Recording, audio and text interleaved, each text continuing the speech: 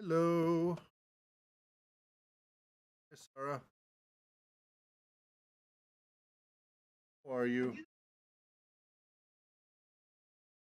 What's that?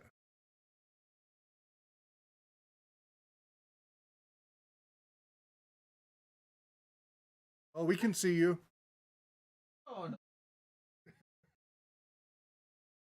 no. If you want, click in the lower left hand for the chat. Set your username right now. Just hello Jitster. Put your name in there. Click on the little chat icon.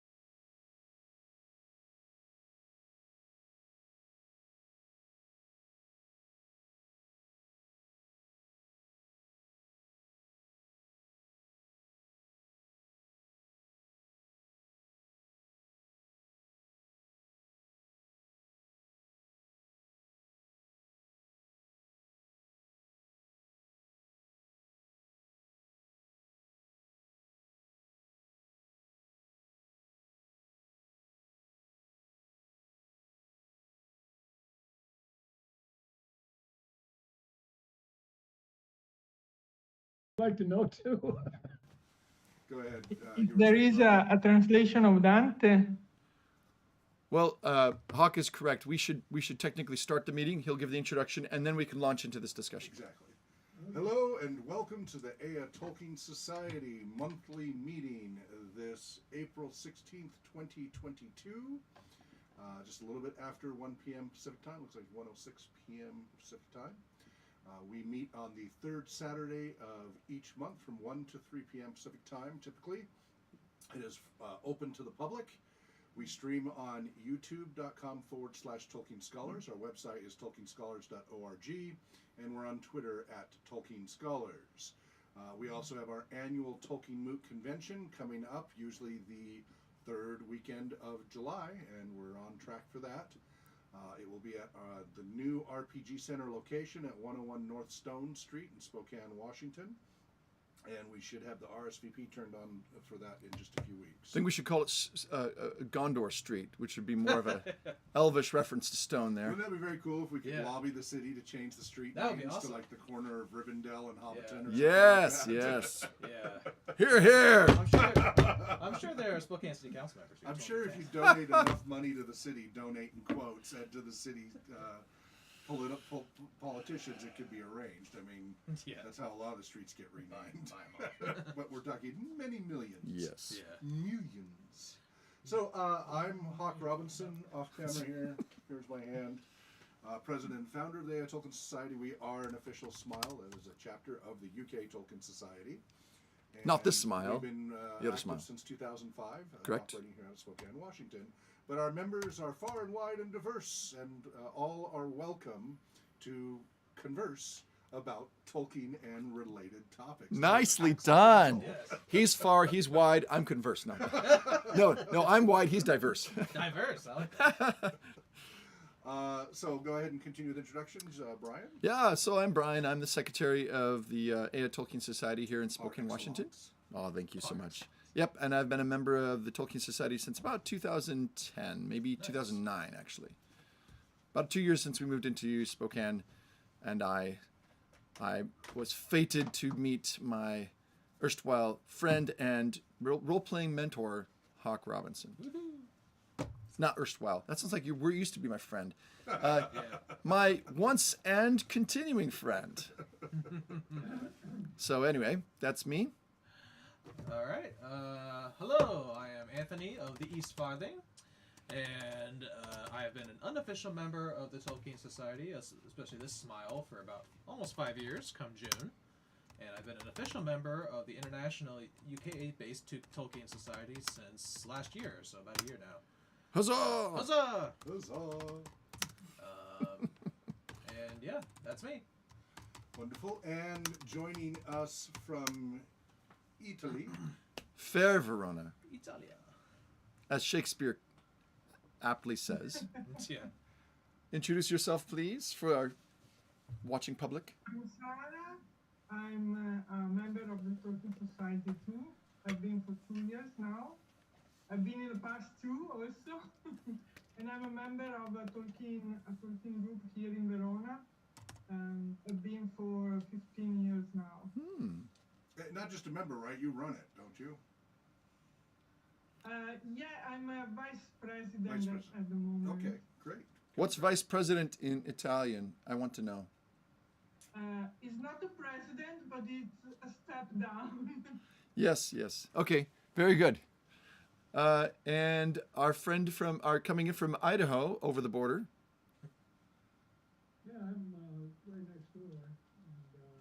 And, Up his volume. I intended to join the International Tolkien Society for several years now and never got around to it. So, that's one of my, I guess, failings is putting off what I should be doing. And Opportunity in the future. Yeah, we don't judge you for it. Okay, there you go. There's- We have lots of people who are not part of the Yeah, group. we don't judge you for that at all. Don't worry. Okay, and I'm retired and enjoying life in Mountain Home, although it's, I don't know what kind of weather you're having, but it's been nice and cold here. Yeah, we've been cold for a week, and we had several inches of snow over the last day or two. Yes. But Yeah. but it's mostly melted. Yeah, it's already melted. By the way, your mic is kind of muffled. Is that mine? Yes. Might be my voice. Yeah, well, no, just leaning forward made a difference too, so it's just the placement. Oh, Thank okay, you. okay. So Yeah. speak up. I was leaning back in my chair, Yeah. which is more Well, comfortable. we want you to be relaxed, but I am rather hard of hearing, so. Okay. Well, yeah, go ahead. It's anything else before I start? So we were just having a little side conversation before we went on the air. Yes. Because I have a couple of suggestions for future topics as we queue things up. I also brought some from our backlog. So I brought some of the Michael Moorcock examples from different time periods. Of Very different good. locations. I brought Ursula Le Guin's Earthsea trilogy. And I brought it's my stack too. Let's see, there we go. But And then also for this month's discussion, some of the Fritz Leiber. thank Blankmar, you. including the D&D modules Ooh, nice. that are distinctively made. They were unique in that at the time in that they were entire city adventures. Wow. Are they from the 80s or 90s? Yeah, this is all from the 80s. Nice. And then also as far as potential topics for the future, different variations of Arthur legend because of Tolkien's references, Yeah. and or Chaucer because of his comments about Chaucer, among others. So those are things for us as we progress in the discussion, as well as doing the Tolkien letters that we usually do. We also had a comparison today in training between Tor 1 and Tor 2, talking about the Fellowship pool and the missing consequence. And we were talking about the psychological aspect of that with that population, which is not for here, but yeah, well, let's follow up on that later because I did some deep diving into Tor 2, and I think it is there. I think it is there. The consequence? Mm-hmm. Somewhere else? Yeah. Oh, okay, good. That would Yeah. be great. Yeah, that would be nice. I feel better than house ruling. Anyway, So the question which was raised was we have this sense in English between Chaucer and or Middle English where you have the great vowel shift and a lot of things going on in the late 1300s, early 1400s, I think, right? Would that place him correctly? Chaucer? Yeah. He lived till 1400. That's he died in 1400. Right. So really the second half of the 1300s then. Yeah. So the 14th century then. Yeah. But there's quite a bit of linguistic distance between Middle English and modern, or I almost want to say, Brian, yes? to me, I've heard it spoken, and it sounds more like German. Interesting. Which I mean, English comes from German. Of course, yes. Yeah, English is a Germanic language. With a lot of borrowing from French and Latin, etc. Yeah. So I wanted to ask Zara, how much linguistic difference is there between Dante and his time period? I mean, is that roughly, no, is Dante later? Dante's a bit later. Is he 15th century? No, he lived till Later. 1265 to 1321. So Oh, so earlier, actually. Well, so he there must be quite is it difficult for you to read Dante, in other words? Yeah, it's very different from today Italians, but we read it in the original because Dante is considered the father of the Italian language. Yeah. And so we really? read it as he wrote it. We don't have a modern Italian beside it. No obnoxious updates, huh? Yeah. Yes. That would make who wrote Les Miserables? Victor Hugo. Victor Hugo. That'd make him really happy about because he does an awful lot of rants about the ruination of the French language. If you read which I did read the unedited, unabridged version of Les Miserables, Really? and it took a while. The unabridged. The unabridged version. He goes off also on French politics. all the time. Yeah, but he seems more of he ties in everything to the French language. Politics, everything comes back to the French language. Yeah. I mean, talk about having his pet peeves about the language and the ruination of it. But that's that whole thing about evolving language versus a dead language. Yes. Wow. This could lead some really interesting discussions. A lot of topics. Yeah. Well, let's go ahead and read it with your permission. Please, let's get con through permiso. the notes. I will read the notes and then we can go from there. All right. On March 19th, 2022, the Ea Tolkien Society met And we had attending Hawk, Anthony, Brian, Chris, and Gary. Brian read the notes for February. Hawk gave an update on the RPG Center property, the broadcast studio, RPG Museum, Community Center, headquarters for RPGresearch.com, and www.rpgcenter.org. YouTube channel and Twitter are available, although I did not list these when I emailed them out. But RPG referring to role-playing games. And that address was given in the notes. There's 2 buildings that are being leased. Currently, is it a 1-year or 6-month lease? A 3-year. 3-year lease. With an option to buy. Right. I am the guarantor. Right. So considerable financial donations risk. are needed Yes. to cover the rent, utilities, or I have to pay it out of my have a pocket, which I monthly have to right donation now. set up now. He's kind enough, and his father's already donating, and Great. just getting the word out is great. So is it a Patreon? Also, Is it right on the website if you there? go to rpgresearch.com/donate, Okay. and there's links all over the front. Oh, and then the link is right here. Yeah. We put it everywhere. You have many options to donate over PayPal, Patreon, and others. And then you can donate once, or you can set up a subscription for PayPal and do it monthly. And you can also And choose what you want to donate for. right. And you're already broadcasting from there for the role playing center. For trying to get people to donate. Trying to get people to So donate. we can't have the community there till we get the insurance. That's the other big sticking point. So Right. the 2 remaining obstacles, we got sewer hooked up because we didn't have sewer before. Yeah. Now we have water to figure out. We're still having trouble getting water over to the new building. And the big one is insurance. We can't get anybody willing to give us even a quote for insurance. Yeah, I'm done. And until we have the insurance, we can't, like, the plan was next month Tolkien Society was going to be down there. Yeah. And Tolkien Moot, the convention, was going to be there. But we've got to get this insurance situation resolved. And so far we're looking at a minimum of $6,000 a year for insurance. If they would give us a quote, we think that's what it would be. But since they won't give us a quote, we've had 30 agencies refuse to give a quote so far. We're having to go to the super high risk companies, and those may be 10 or 20 grand a year. So, ouch. So we're trying to get that resolved. So in your donation options, you can donate to utilities and rent and insurance, stuff like that, or you can donate for, there's options there. You pick and choose, and then we'll apply it appropriately. We're just very, very grateful for any help. But it's underway, and once we have the insurance resolved, then we can start meeting down there. And we've got, it's a double studio set up. It's actually I moved some of the sofas down there. So if you want to be more comfortable and kick back on the sofas, you can. Or you can be around the big table. And my hope is we'll have the insurance issue resolved so that next month Tolkien Society will be there. But until it's resolved, we'll keep meeting here. So a lot of people may not realize, Hawk, that the deep connections between Tolkien and role-playing, obviously these are overlapping circles. Some people are really just interested in Tolkien. Some people are interested just in role-playing, not really interested in Tolkien. And there's people in the middle, such as yourself. In a brief kind of synopsis, how do you see these two? Where's the overlap there between Tolkien? Since this is Tolkien The Scholars. first role-playing game published in 1974 was Dungeons & Dragons.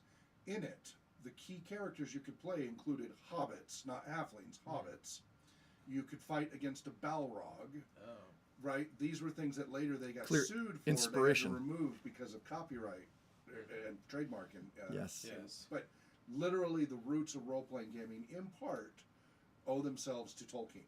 As well as Fritz Leiber's Lankmar, Which we'll get into today and with others. If you Swords look, and Sorcery. they are literally listed as the sources of the development of D&D and role-playing games. in Excellent. general. So they are very close together. And in fact, with our Other Minds magazine, which we've issued 25 Reference to Tolkien, Other which is Hands and for- Other Minds. Yeah, Other Hands and Other Minds. So otherminds.net is freely available webzine. We've been doing it since 2005. Thanks to Dr. Thomas Morwinski out of Germany. He's kept that going. I'm the founder and original of that, but he's kept it going. It is a combination of scholarly interests and gaming interests, and it's usually an overlap, but there are articles in there that are just purely scholarly. And so for anybody who's interested in Tolkien and Other Minds and Hands, building upon Tolkien's works, beautiful resource, incredible maps, unbelievable levels of research into Tolkienology in those efforts and such. And if I could just interrupt a moment, this might be a good time briefly for Anthony just to show off what you just received as well in the mail. Showing it while we're talking. You were showing yes. it earlier. So another shout out really to Italian innovation. So Yes, Francesco Nepatello. it's really Francesco due to the I was really unaware of the community in Italy that's kind of at the forefront of a renaissance, which is pun intended, of the way in which Tolkien's legacy is being preserved in the. There's several, of course, areas, but one of them would be Tolkien's influence on and being able to role play within Middle Earth, which is not everybody's cup of tea, which is totally fine. Right. But for a number of us here, we love Tolkien's work so much. We're mainly about the books. However, we do enjoy well-crafted, creative efforts to build on, not replace, but to build on Tolkien's Fill in the blanks. to fill in the blanks. And so as we discuss things like Amazon series or other versions or iterations of that people have done, in some ways we've seen some of the best culturally or more recent products in terms of being kind of really close to Tolkien's vision, being in role playing. Whereas I think it's difficult. It's a little bit of a harder thing to accomplish when we're talking about cinema. So that's just my plug. Well, it's been choices they've made to not, although there are licensing issues True. outside of The Hobbit and Lord of the Rings. But the faithfulness to Yes. the original works They've is. chosen not to be. Fidelity. Whereas with the role playing, there are many good choices to choose from, Yes. old and new. Yes. Yeah. Okay, great. Thank you, Hawk, for that. Yep.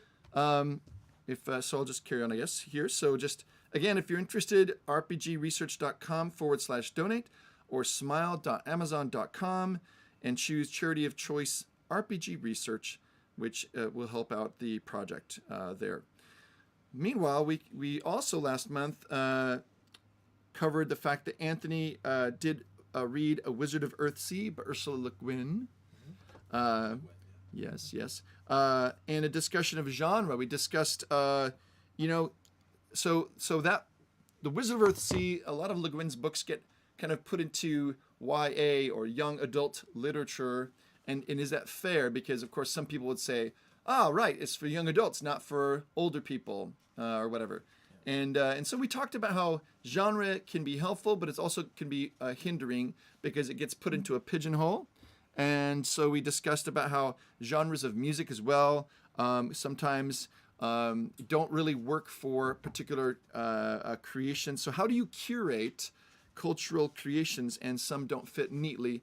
And of course, we have some examples today as well that I brought, which are connected to Tolkien and his influence.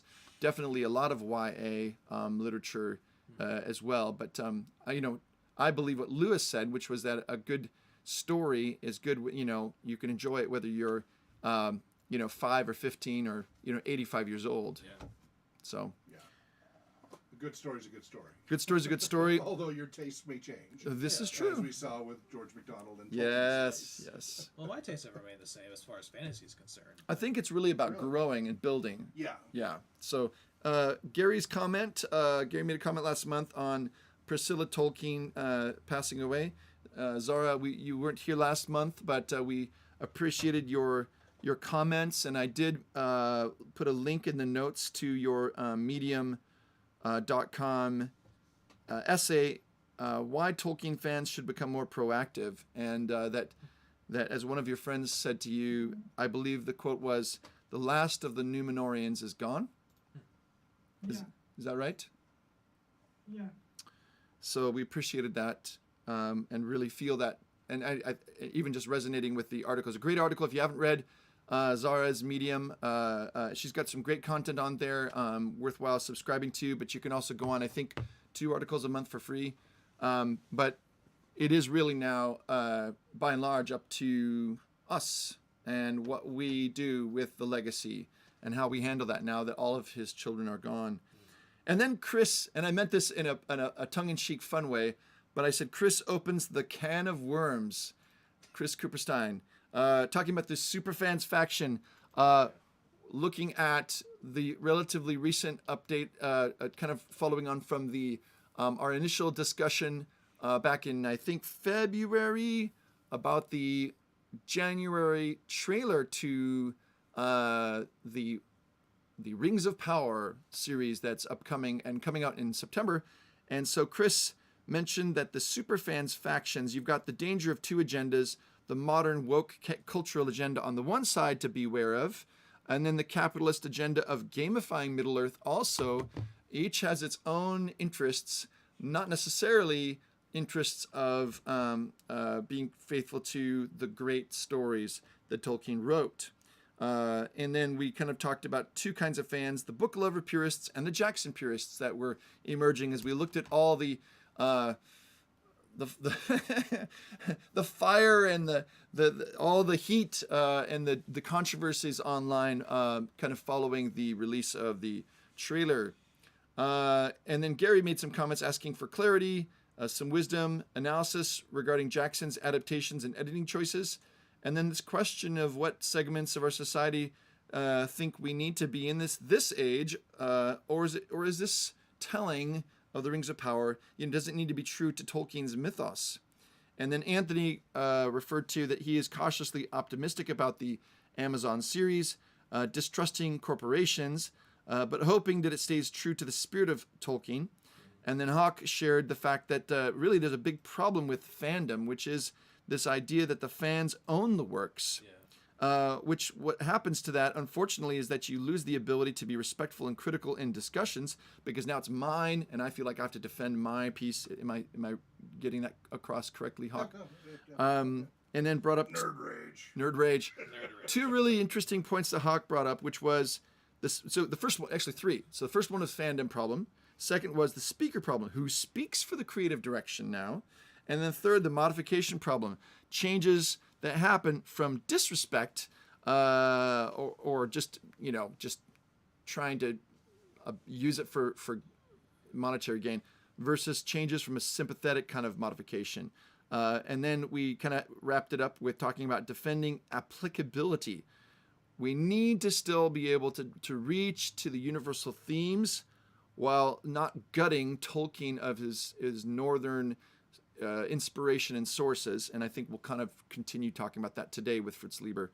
And then no agenda or direct allegory correspondence. This equals this, because once you do that, which is what we see more with the woke kind of interpretation, it's really trying to say, well, we have to make it say this, because this whole story now gets co-opted.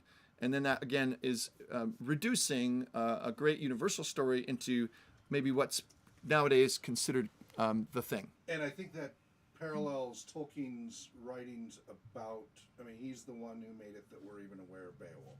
Yes. And talking exactly about how if you make it so reductionist as to just being a study of literature and the people, historical perspective or anthropological perspective, rather than looking at the story and the poetry and the epic of the story and appreciating that instead of just tearing it all down, you lose sight, right? You lose the forest of the tree, right? By staring just at that little tiny piece, you miss the experience and implications of the greater whole rather than the sum of each piece. Wow.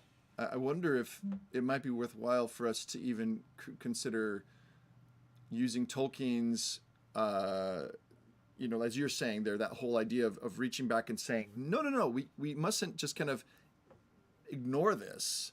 Let's rediscover it. Let's understand it. Could that be kind of a pathway, using that as a model for how we deal with Tolkien's, 20th century mythos himself? Yeah. That might be a good one to have some more time to think about and plan about, and maybe we can come back to that next month. I love that. Thank you. And then I should just finish up here by saying that Anthony read, we continued reading in the Tolkien's letters, j.r.r. Tolkien's letter 199, in which we read about Tolkien's critique of Edison. He appreciates his world building and his fantasy, but critical of his worldview. We talked about the narrative debt that authors have, and also Tolkien's writing process, which was very interesting. Yeah. Writing very different than most writers. That's especially if you read the history of Middle Earth. Yes. Yeah. Oh my goodness, very different. Yeah, so perfectionist. And then a note that he abandoned part of Mordor adventure and saw a saga of Aragorn, just in terms of where do you fit these stories, and he's trying to combine them in the best way. So we have to leave some things out because otherwise it would end up just you'd lose the plot. And then we continued on with the discussion of and contrast of Michael Moorcock, the author, versus j.r.r. Tolkien. And of course, this was best represented in Moorcock's essay, Epic Pooh, which was a double meaning there, I'm sure. And then we decided that for next time, we would discuss as another later author who has some connection to Tolkien being his predecessor, Fritz Leiber. I think it's Fritz Leiber. Leiber. Yeah, that's right. It's Probably. Leiber. Yeah. Leiber. German. German, that's right. The E before the I. Yeah. In Northern mythology versus racism and activism, and why the latter fails to interpret Tolkien correctly. So kind of like having a discussion about that today. And then I put in a link there about Fafford. Is that how you say it? Fafhrd. Fafhrd. And Grey Mouser. And the Grey Mouser. And that our next meeting would be today. And I apologize that the notes were not sent until yesterday. So Shame on you. We're very I'm just grateful kidding. for all the endeavors that everybody makes Yes. to keep this moving. and for our wonderful guests that are here today. Thank you for joining us. Thank you. Yeah. So those are the notes. Beautiful. Thank you very much, Thank you, Brian. Mr. Secretary. Supreme Secretary. Oh, yes, you're welcome. Not just a flavor on a pizza. Ooh, that sounds good, actually. What would a Tolkien-themed pizza be like? Oh yeah, so would it be lembas filled or lembas pizza? Dragon meat. Dragon meat, yes. Well, since pizza came originally from Italy, I think, hey, we should see what Zara will have to do another Medium post on what pizza, a Tolkien-themed pizza should be. Well, there's called. already a Middle Earth Cookbook. Cookbook. Oh yes. Yeah. Several. I think I have one of them. Well, we did a Frodo. We celebrated Frodo and Bilbo's birthday one Yeah. September. Yeah. I don't know There's if a D&D cookbook too. Right. There's also Game of We did Thrones. Dragon Tail Yeah. cake. That's a fun one. And you do the lambas. I think Chris Cooperstein, you brought some goodies. Do you remember that? It was really good. It was on our back porch at our old house. Yeah. Yeah.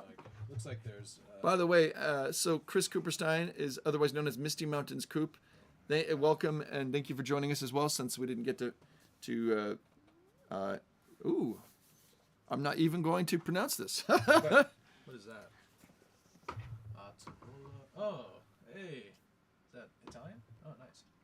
Or is it the Latin one? Is it the No, this is Italian. That's the Italian one, yeah. I also have a Latin one. A tavola congli Congli Hobbits. You know. Ricette e menu della terra di mezzo. Prefazione di Paolo Giulisano.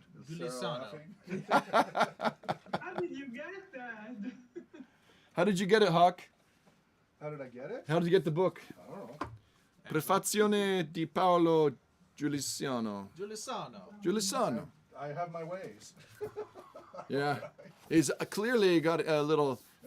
did this fall off a truck, Hawk? It very well could have. The authors. You know, being a museum, we Cynthia have access. Galegarutti and Luisa You want to put that closer to the camera if you can? Yes. It's We have up high in the access to ceiling. things that nobody else has as well. So There's a glare on it. Tilt, yeah. There we go. That's pretty good. I'm straining. Okay. Very good. Well, I'll put, yes. So, But my mom would love this. She's Italian. right. So, and also the Hawk wanted to just share the great book called The Plants of Middle Earth, which I think has been referenced on the Prancing Pony podcast. Here, I'll just put all these books up here. Okay.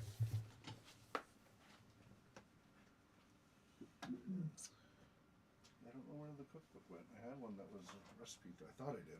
Maybe it's on my Yeah, wish list. there's a book called Recipes from the World of Tolkien. Inspired Yeah, by it. and But I thought it's, I had it. Maybe it's just on my yeah, wish list. unfortunately, it's unofficial and not authorized by the Of Tolkien. course. Well, yeah. There we The go. Tolkien's, huh?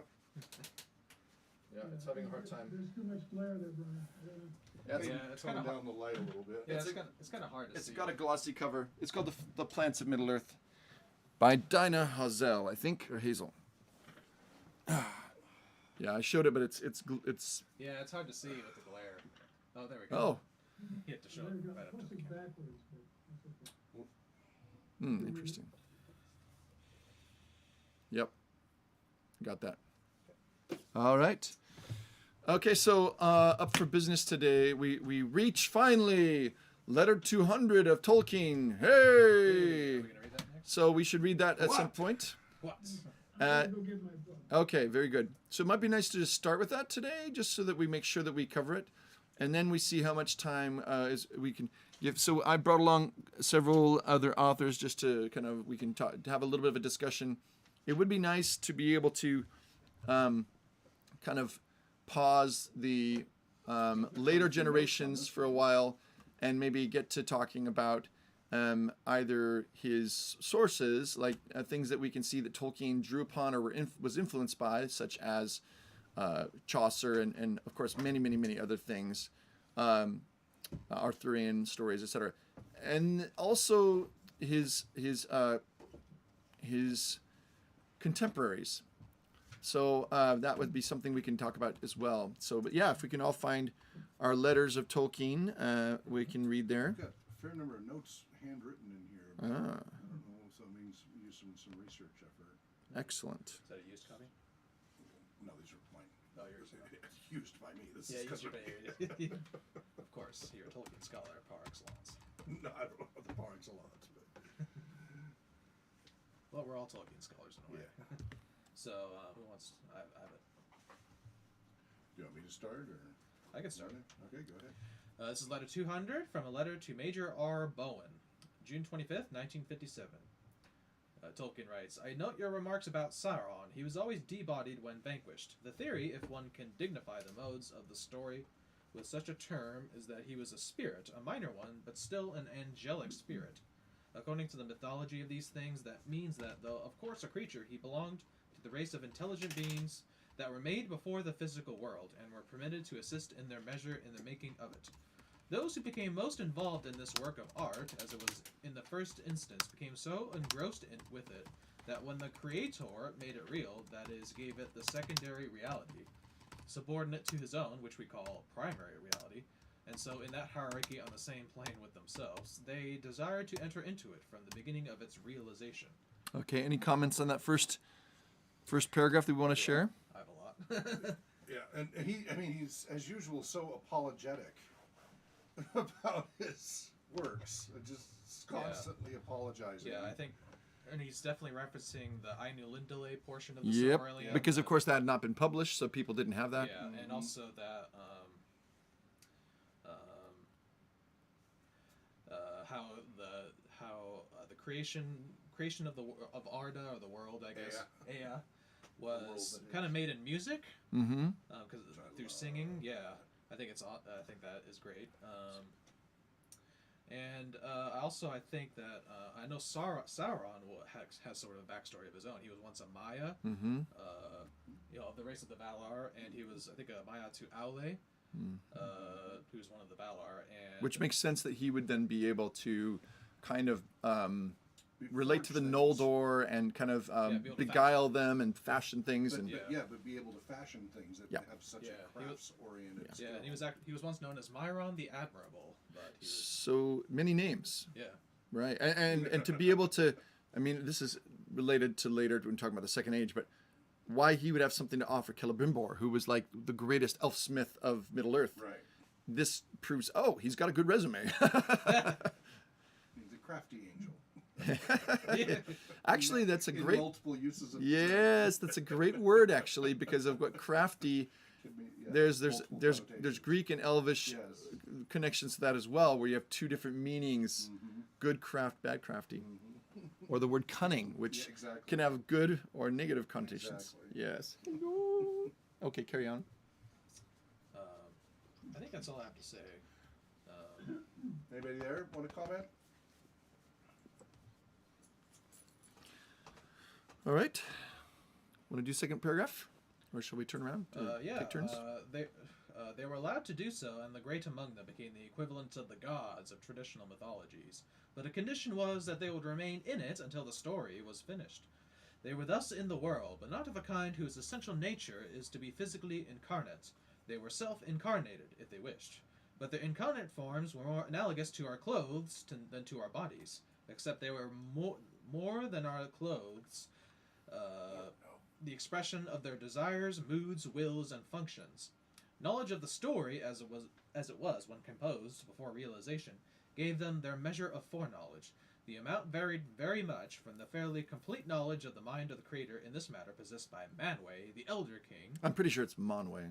Manwë, whatever. I just have to tease you over the pronunciation of things. Whatever. Anyway, this is a peanut gallery here. To Manwë, the Elder King, to that of lesser spirits who might have been interested only in some subsidiary matters, such as trees or birds.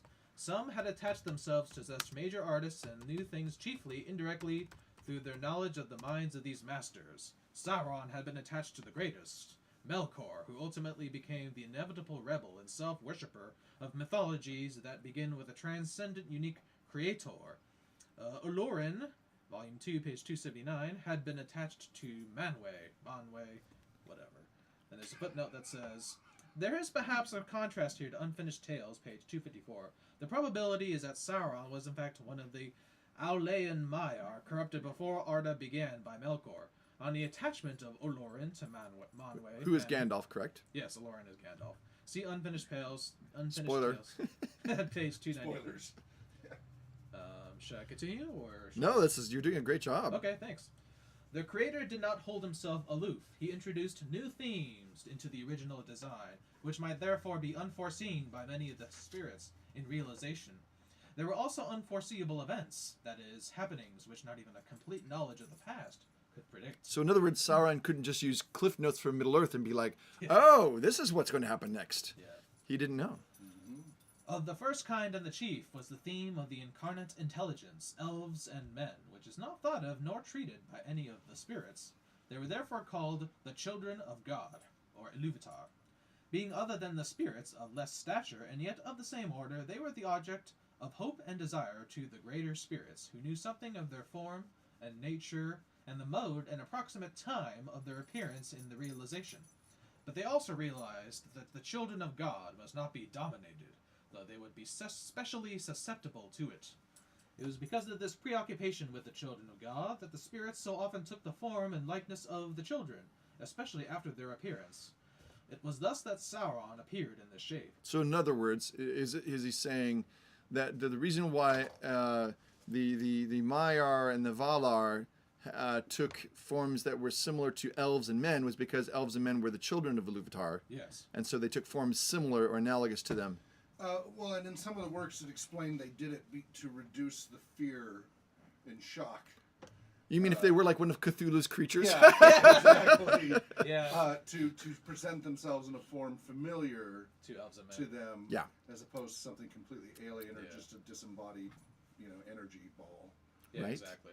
Because I mean, and they talk about that, Yeah. intentionally doing that to Sure. not terrify them. Right. Yeah. And then they talk about still terrifying them anyway. Yes, because of yes. their presence. And everything. Yes. Yeah. I mean, wouldn't you love to be on the beach when Ulmo comes up? Oh, yeah. Ulmo, Lord of Waters. Yeah.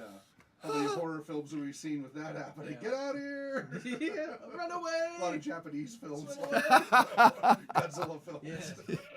Yeah, there's a lot there, isn't there? Yeah. Shall I continue? Anybody else Or want to anybody? comment? You're muted, Chris. Yeah, Chris, you're muted. Or is it mooted? Ha! Something's wrong. We can tell you're talking, but there's nothing really coming through. Maybe he has a cold and he can't talk. No, I don't. Sorry, Chris and I are good friends. Yeah, now he's teasing us. Yeah, he's probably teasing us with the... But we want to know what you were really going to say, Chris. Yeah, can you... Is there a chat function you can type in? Yeah, I mean, you can text chat if you want. You can text chat and we can read that. Okay. Okay. Do you want to finish maybe the paragraph? And Yeah. because just there's only a little bit more, and then let's stop and discuss. Okay, so yeah. It was thus that Sauron appeared in this shape. It is mythologically supposed that when this shape was real, that is a physical actuality in the physical world, and not a vision transferred from mind to mind, it took some time to build up. It was then destructible like other physical organisms. But that, of course, did not destroy the spirit, nor dismiss it from the world to which it was bound until the end. After the battle with Gilgalad, or Gilgalad, and Elendil, Sauron took a while to rebuild. Are you sure it's not Elendil? Elendil, as Peter Jackson would have it. Sauron took a long while to rebuild, longer than he had done after the downfall of Numenor. I suppose because each building up used up some of their inherent energy of the spirit, which might be called the will or the effective link Fea. between the indestructible mind and being and the realization of its imagination.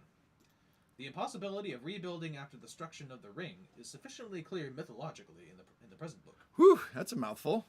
Well done, Anthony. Thank you. Let's stop there. Okay.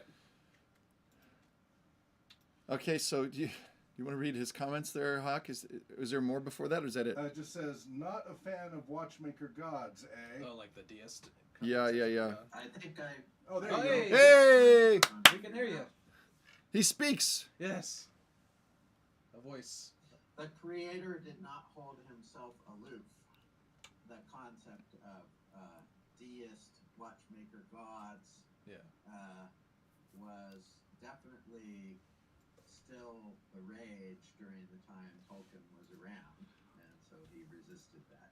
What's really interesting about that, Chris, is that it's that aloof, not aloof, but quiet, right? Because certainly you would say you don't have a lot of Deus et Machina, or just Iluvatar revealing himself quickly and obviously to people, the free peoples of Middle-earth, in their fight. And so some would say, see, yes, he is aloof. He's not involved. But what, if I'm correctly understanding what you're saying, is that's an assumption that's reaching too far. So it's not. So it has to do more perhaps with how invested he is in secondary causes, or that the Valar and the Maiar talk about that.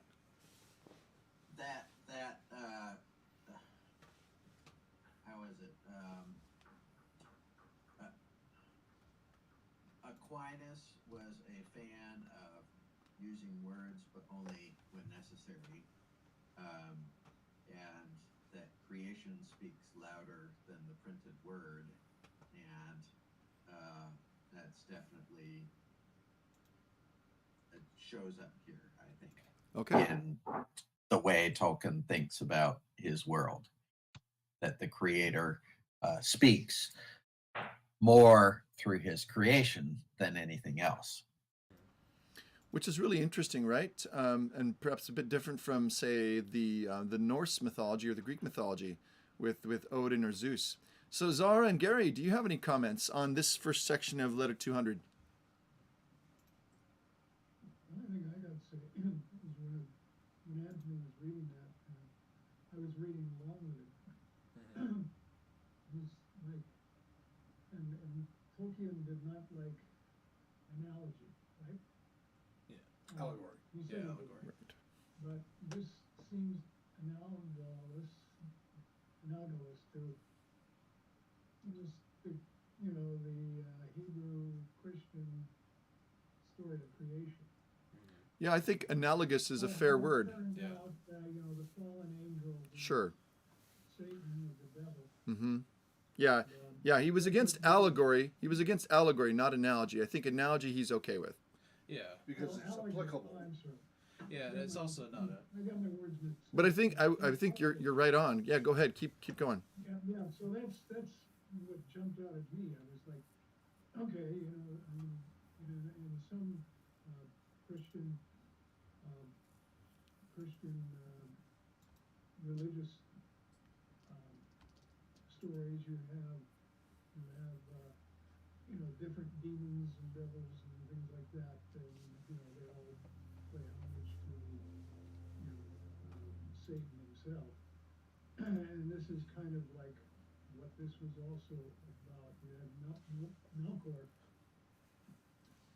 who was the original. He was on a plane with the others, the high angels, so to speak. And then you had his disciple, Sauron, and they both had taken, the visage of pure evil. So anyway, that's what I jumped out at me about what Tolkien was trying to get to. Good comments. Thank you, Gary. Zara, anything from the first part here? I'm always so impressed of the complexity, not only of what appears in the story, but also what under the story, everything that Tolkien knew and that never comes out in the story that were published, but they are there. And when I read it, when he explains these things, it's always like it is really a real mythology. It's like a real mythology. It's not invention. I don't know how to say it. It's so complex that it's real. Yes, it rings true. Mm, Mm. yes. Well, I think we're probably all lovers of mythology here. Yeah. I was raised on it. And we might have a connection even with Carl Jung that Hawk plans to bring in with Leiber, Fritz Leiber, if my pronunciation Nazi. But sorry, Careful. careful. Police.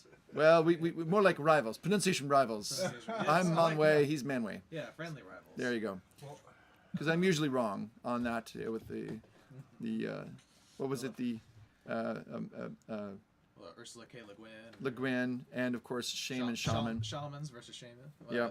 But I could be wrong as well. Well, I'm I think we both just love we're the. just expressing our enthusiasm. There you go, expressing our Yeah. enthusiasm, and of course, yeah, there's so many different languages in which we read stories. Oh yes, we'll come. Whoa. Yes. Oh, Joseph Campbell. Wow. Mm-hmm. Yeah, the whole kit and caboodle. Well, I guess go ahead and let's continue on so we can see where he's going next with his thinking here. Well, there's only like a paragraph or two left, right? Oh, okay. Well, does somebody else perhaps want to read and take a turn? Anybody else have the book which they could read? How about, there's one paragraph left, right? Yeah. Yeah. Would you like to finish the letter, Gary? Yeah, I'm sure I'm capable, yeah. I think we're starting at sorry. they were allowed. Okay. I am sorry if this all seems dreary and pompous. What's wrong with me? But so do all attempts to explain the images and events of mythology. Naturally, the stories come first, but it is, I suppose, some test of the consistency of a mythology as such, if it is capable of some sort of rational or rationalized explanation. Mhm.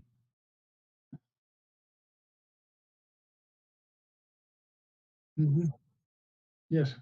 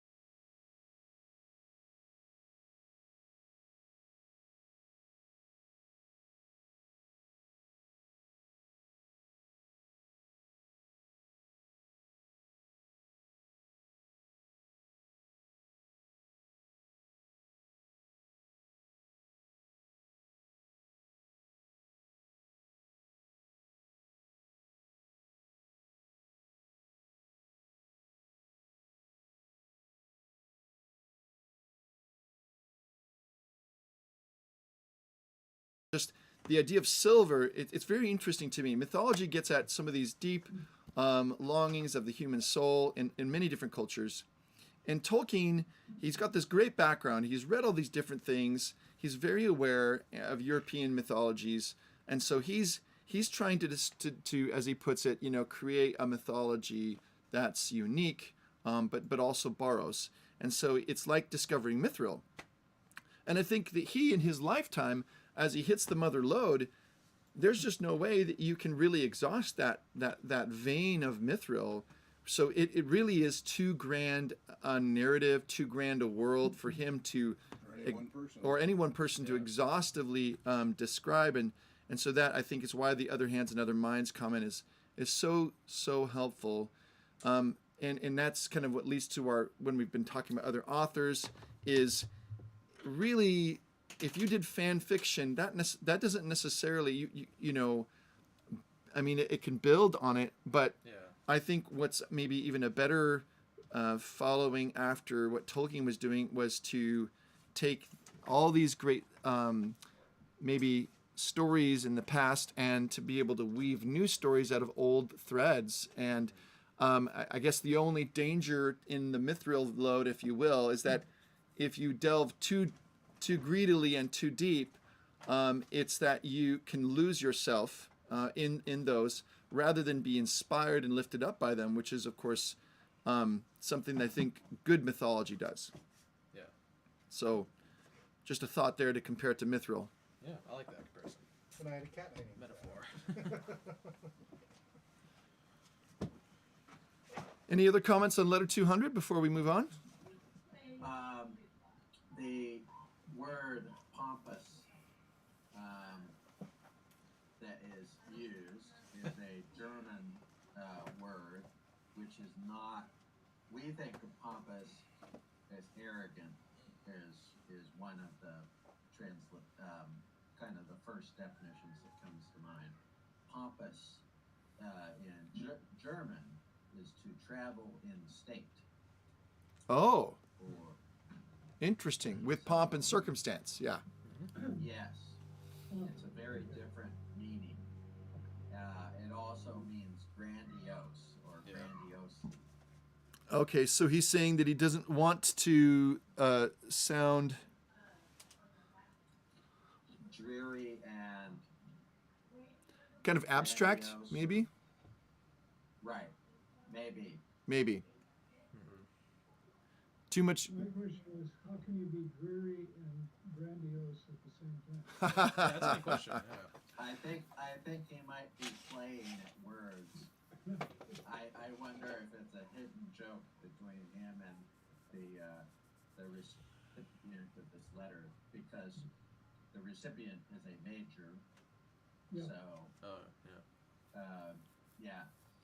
Maybe more like a march, like a parade, like a military parade, where it's grandiose in the sense of the scope, but after a while of watching so many columns go by, you're like, when is it going to be over? Yeah, well, it becomes tedious. That's probably a better description of it.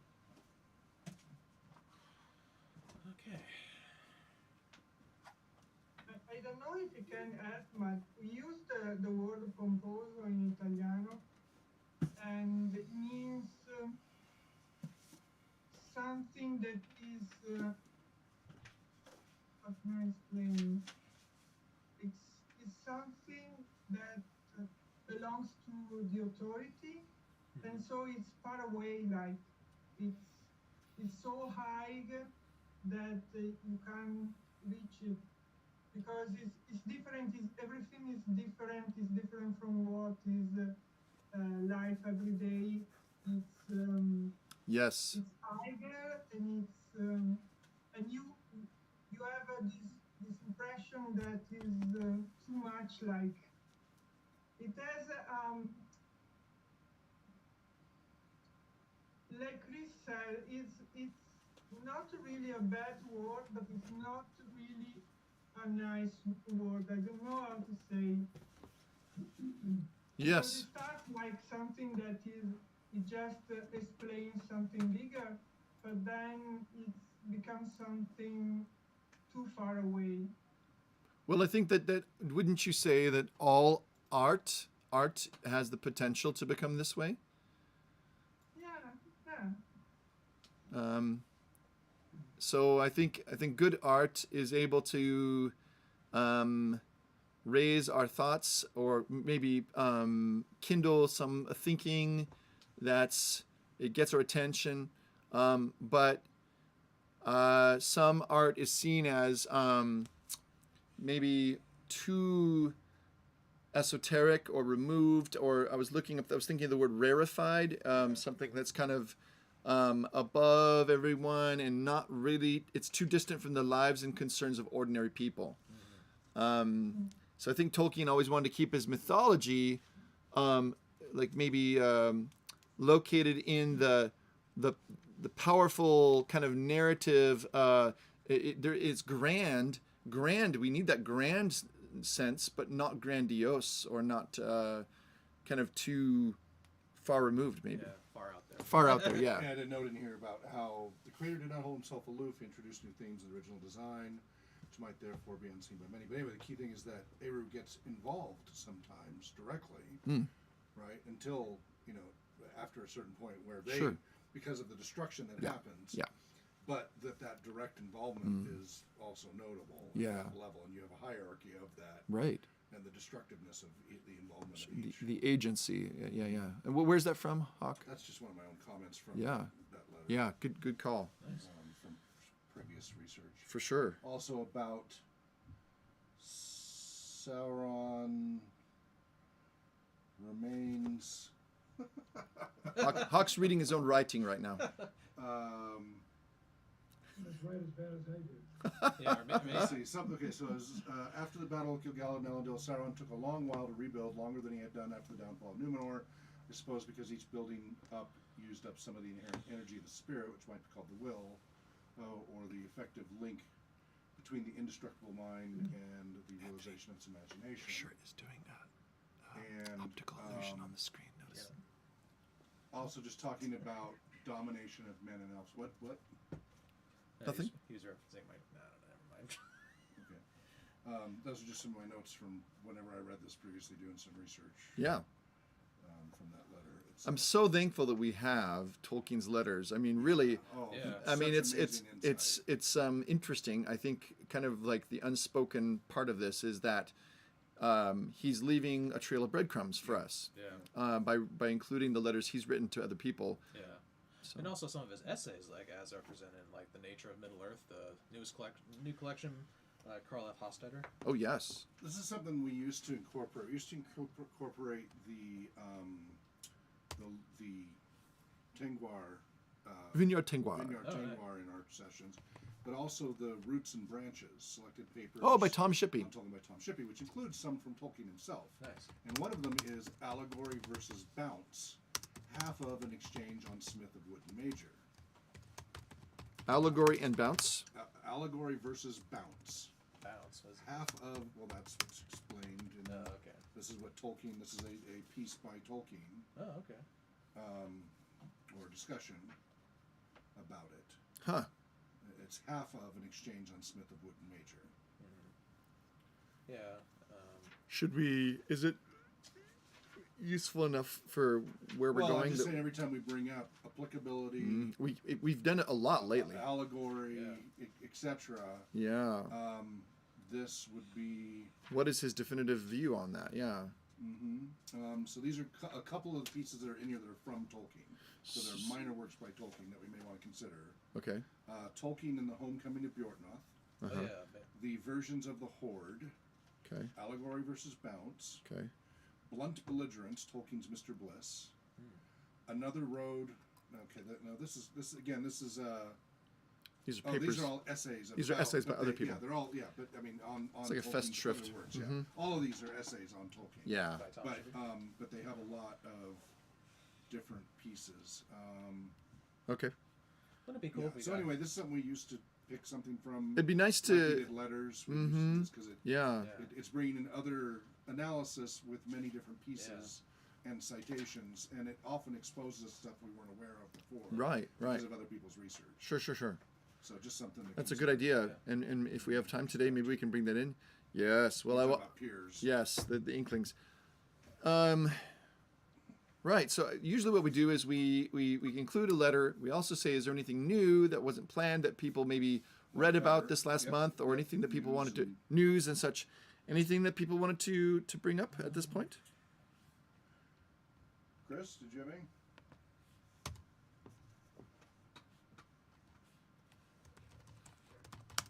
Gary, you're muted. Five. Go ahead. Oh, sorry. I kept track of some of the further comments, and it looks like fans are becoming increasingly shrill in their irateness towards the new series, Okay. which That's not surprising. That's the might nature of just social be, media. Oh yeah, of course. might just be people not knowing. Might actually be things that have been leaked that no one wants to actually fully. I think right now it's the echo chamber of social media. Mm-hmm. Yeah. Right. So Yeah. that's it's hard to believe or disbelieve what's going on. Yeah. I have a feeling that our Tolkien meeting in September is going to be very interesting. Yeah. I think we'll have a good Yeah. discussion. Yeah. Yeah. I mean, my own opinion is. Oh, Gary, were you gonna say something, Gary? Pushing against what Amazon has done. Yeah. You see, my own opinion is it's not gonna. We still have what months and months away. Months We're still and months months. away, and I'm excited for it. And even if it doesn't turn out perfectly, quote unquote, Right. it'll still be somewhat entertaining and worth watching. I think. Sure. I'm trying not to be excited about it. I'm going. You don't I'm want to be trying stay disappointed. as ho-hum as possible. Yeah. Because I've been disappointed by these endeavors so much. So that if it's good, So you're I like, will oh, judge it when I see pleasant it, surprise. And if I can be pleasantly surprised, great. Otherwise, I'm just really not even. Right. Yeah, Right. it's- Right. Right. Well, Yeah. when it gets here, I'll. If Sure. the absolute worst comes to worst and they mess something up with it, we always have the books. Yes. And it's not going And to gaming. completely ruin our game lives. If we want to go deep. We It's gaming. true. It's Yeah. true. Yes. Yes. So it's interesting. Yeah. When our discussion about it becomes as important as the original work itself, that's probably when we're taking ourselves too seriously. Yes. Yeah, exactly. But time will tell, and we'll have to wait and see.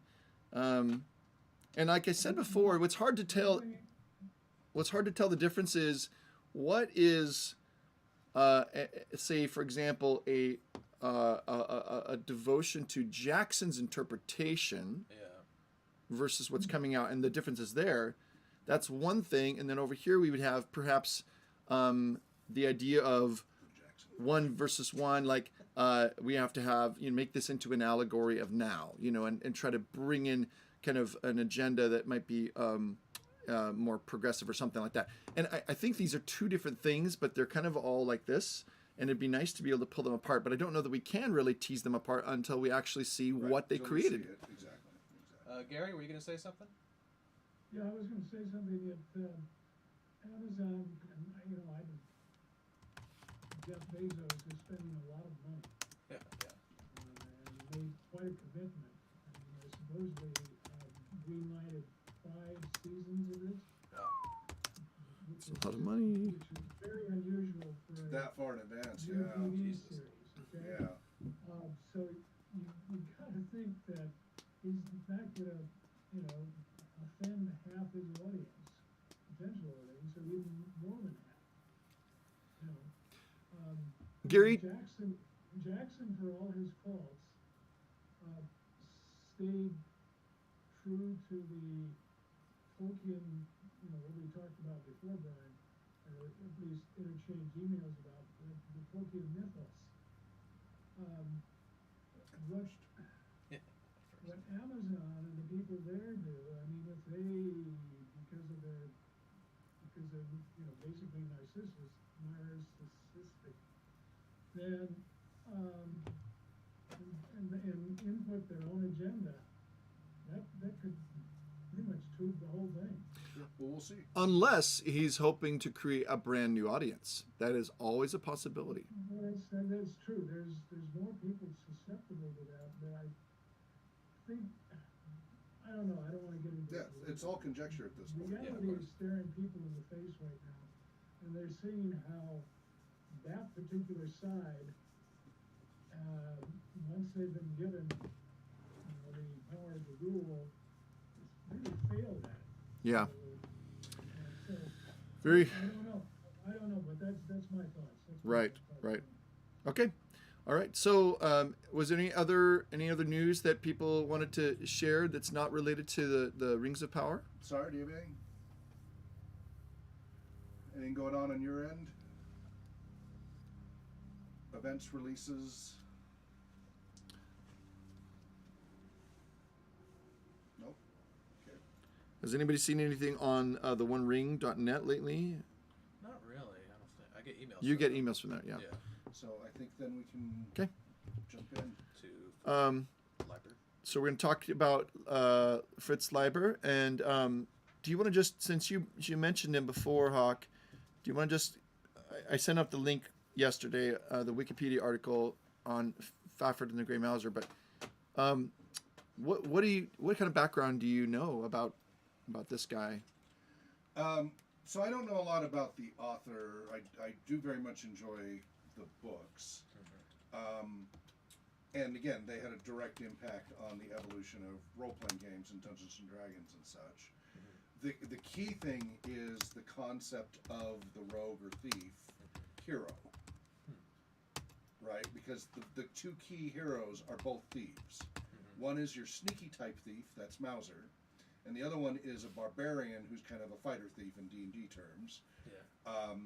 Who has stealth skills, but but they are both thieves. Yeah. And so, anti-hero type aspects there, and you root for them, and they basically try to be good, but they also have a lot of their own self-interest. They're not trying to be heroes, but they get sucked into things. Yeah. And there are whole deity, like they have direct interactions with the deities, like direct conversations, much to their upset many times because the deities keep using them as pawns and they don't appreciate it. Like Pawn of Prophecy by David Yes, Eddings. yes, I've got all the Eddings stuff. Yeah. David Eddings, yeah. Belgariad, Yeah, Belgariad. So reading the Wikipedia thing.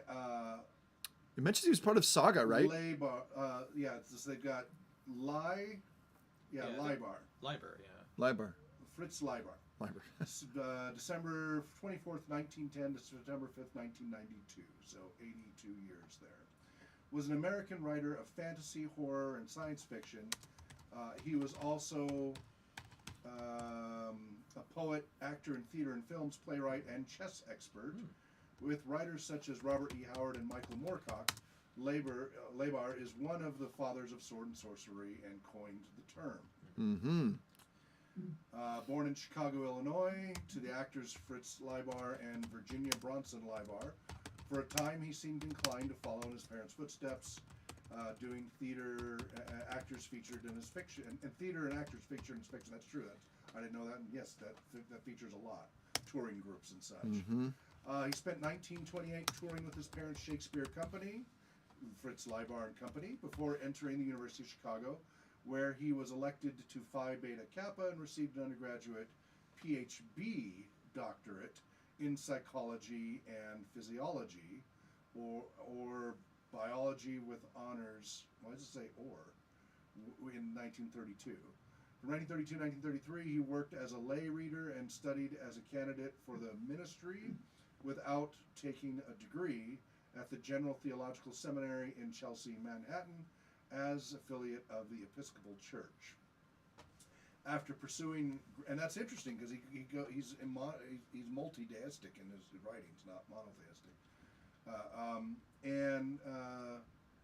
After pursuing graduate studies in philosophy at the University of Chicago, and again not taking a degree, he remained in Chicago. I should relate to this guy.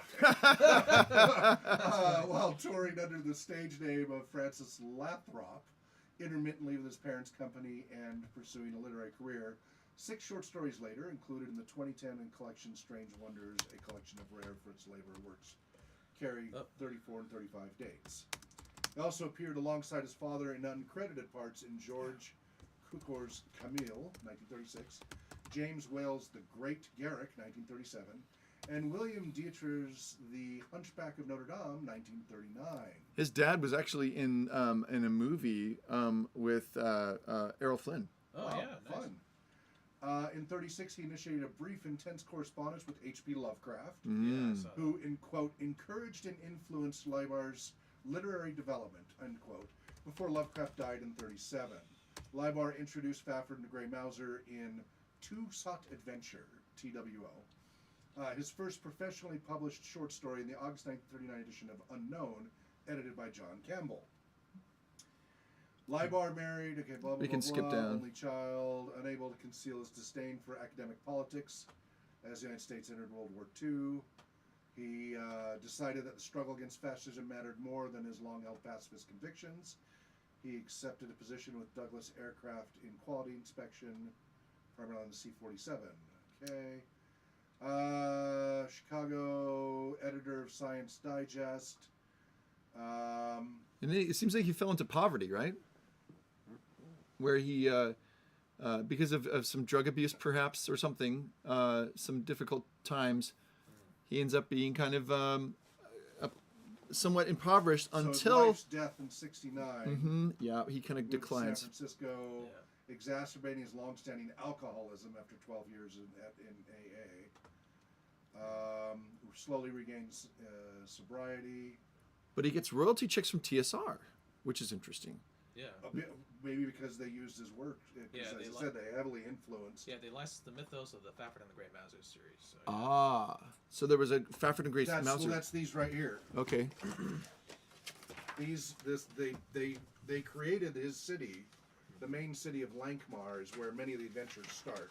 Okay. And so they made an entire campaign of the city, which was an unusual thing to do in the role-playing game world. Like just stay in one city. Usually you're leaving the city and go adventuring. So he's world Here, building. all the adventures were in the city. Right. It was really Now, great, easy to Leibar, adapt. It's multiplanar and all of the stuff of that time period. He did all those things. Okay. You go to other planes and other worlds and other deities and all that, but they start in their home city. Okay. And so here's a rendition of Fafhrd, Grey Mouser for that module. Okay. So one's a big ice barbarian and the other one's a short little, but they're both thieves in the city. So one's kind of a tank and the other one's kind of a... Well, they're both thieves, Okay. but one is a stronger fighter and Right. one is more finesse based. Got it. So, and a little bit of the unwilling heroes, right? They really don't want to be heroes. They want to just get wealthy and things but they keep getting sucked into things, and then when they have to make a moral decision, more often than not, they end up trying to do the right thing. Not always, but Kind they of- are flawed. Kind of Guardians of the Galaxy. No, there's a lot of that attitude that very, very similar. Well, If do we you want to like be good that, or we you may want to be bad? enjoy- A little bit Because of it is both. there is a very laid back. Whereas Tolkien stuff is very high. Yeah, epic. And but even the characters often carry themselves with the regality. Yes. Not just the nobility. Many of the other characters. Mauser's a street bum, right? Yeah. So let's see. Right, he was influenced by H.P. Lovecraft, Robert Graves, John Webster, Shakespeare, in the first 2 decades of his career. In the late 50s, he's increasingly influenced by Carl Jung, particularly concepts of anima and the shadow, which definitely shows up in his works. He began incorporating elements of Campbell's The Hero with 1,000 Faces. I've got Campbell's works right there. And these concepts are often mentioned in his stories, especially the anima, which becomes a method of exploring his fascination with, but estrangement from the female. Leibar liked cats. There's a Lord of Cats deity, which is in the Monster Manual, whatever, and deities and demigods type thing, which my son who loves cats loves that too. Which featured in many of his stories. Tiger Rishka, for example, is a cat-like alien who's sexually attractive to the human protagonist, yet repelled by human customs in the novel The Wanderer. Leibar's Gumich stories feature a kitten with an IQ of 160, just waiting for his ritual cup of coffee so they can become human too. His first stories in the 30s and 40s were inspired by Lovecraft's Cthulhu mythos. I have all the Cthulhu stuff. Okay. So, I mean, does it seem like can we say that he doesn't seem to be directly influenced by Tolkien? Can we agree on that? He didn't start out. I thought later, because he was writing before Tolkien's works were out. Well, right. That's what I'm saying is that he didn't maybe start out with Tolkien. maybe he's sharing some source material in the sense that his whole barbarian. I mean, even that whole idea of a northern Well, barbarian. here was the key thing. Labar was named the second Gandalf Grandmaster of Fantasy Right. by participants in the 1975 WorldCon, which we hosted here back in 2015, Nice. which I spoke at, after the posthumous inaugural award of j.r.r. Tolkien. So he was second after Tolkien Oh, that's a high in honor. recognition. And then next year he won the World Fantasy Award for Life Achievement, and then Guest of Honor 79 WorldCon. So this was kind of the link. The key thing is this was a little bit of that peer overlap, right? He was a little younger than Tolkien, but he got his own different roots, but was an overlap with Tolkien. And a lot of his influence, it seems like it was stretched on where he's still alive in the early 90s. So his, in a sense, that later generation that was writing in the 70s and 80s, he's still part of that scene. Yeah. Yeah, which is why. And here they say Fafhrd and Grey Mouser, his legacy has been considered by his most famous creations, the Fafhrd and Grey Mouser stories, written over a span of 50 years. Wow. From 1939 onward. These stories were among the progenitors of many of the tropes of sword and sorcery. They're also notable among sword and sorcery stories in that over the course of the stories, the two heroes mature, take on more responsibilities, and eventually settle down into marriage, which is highly unusual for a lot of the other literature of the time. You really don't see a lot of that in a lot of the others.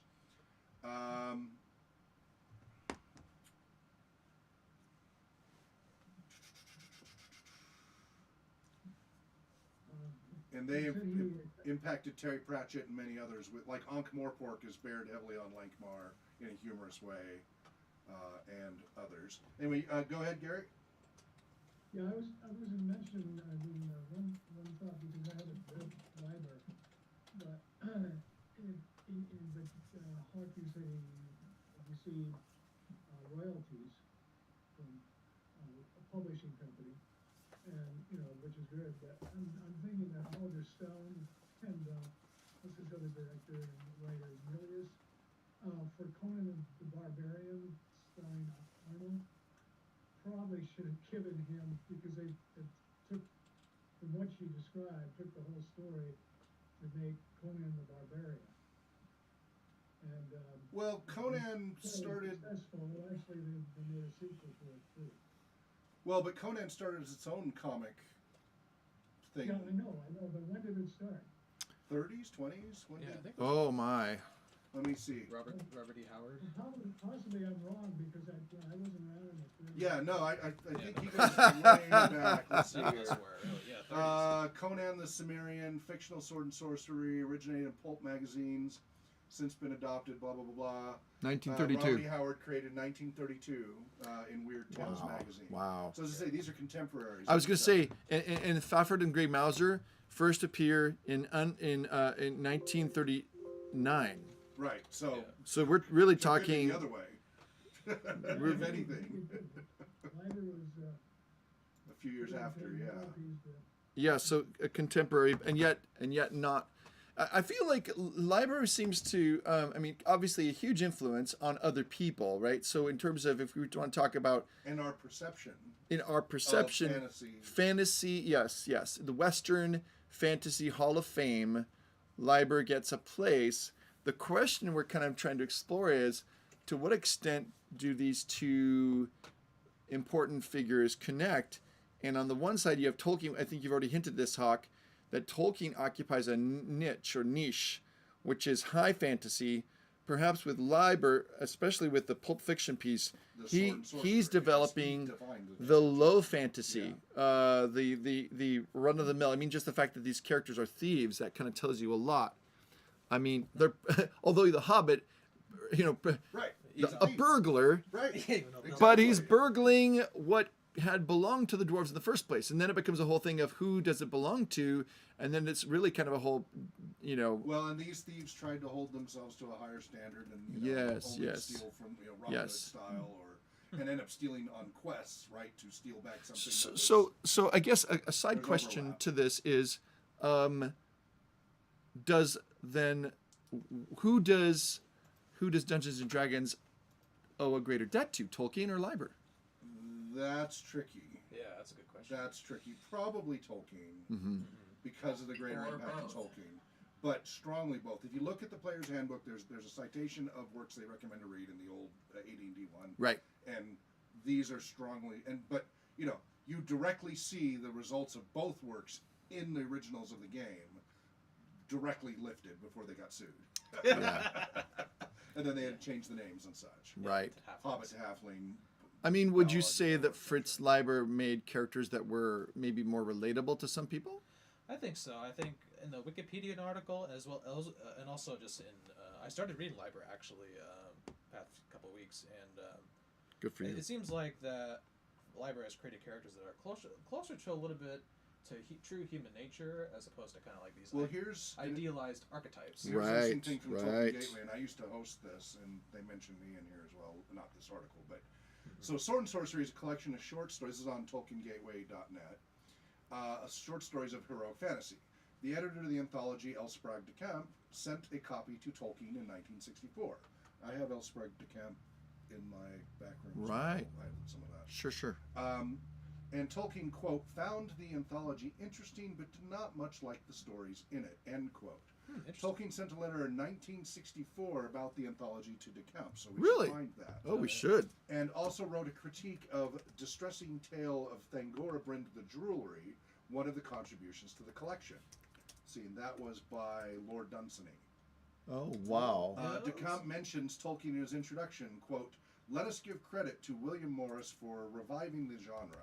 Echoes of his novel, The Well at the World's End, are still heard in J.r.r. Tolkien's Fellowship of the Ring trilogy and in Fletcher Pratt's The Well of the Unicorn.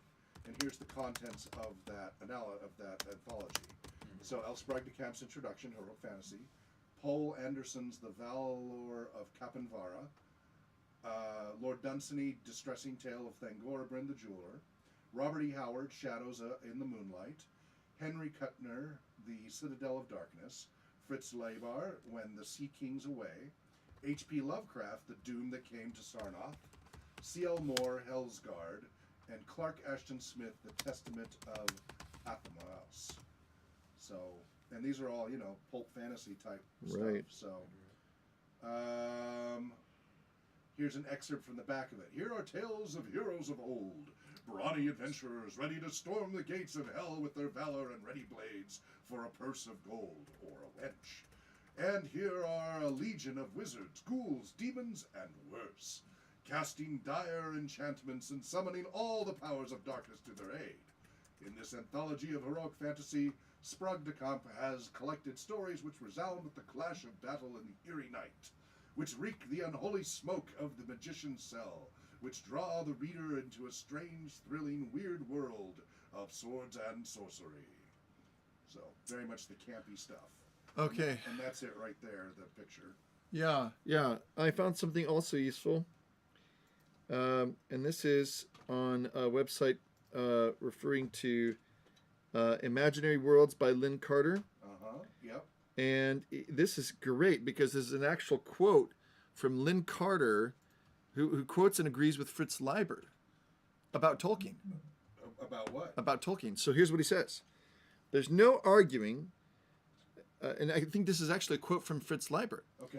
There's no arguing that a vast number of people, intelligent, educated, and sensitive people, I mean, young and old, but especially the former, are tremendously and enduringly enthusiastic about Tolkien's trilogy.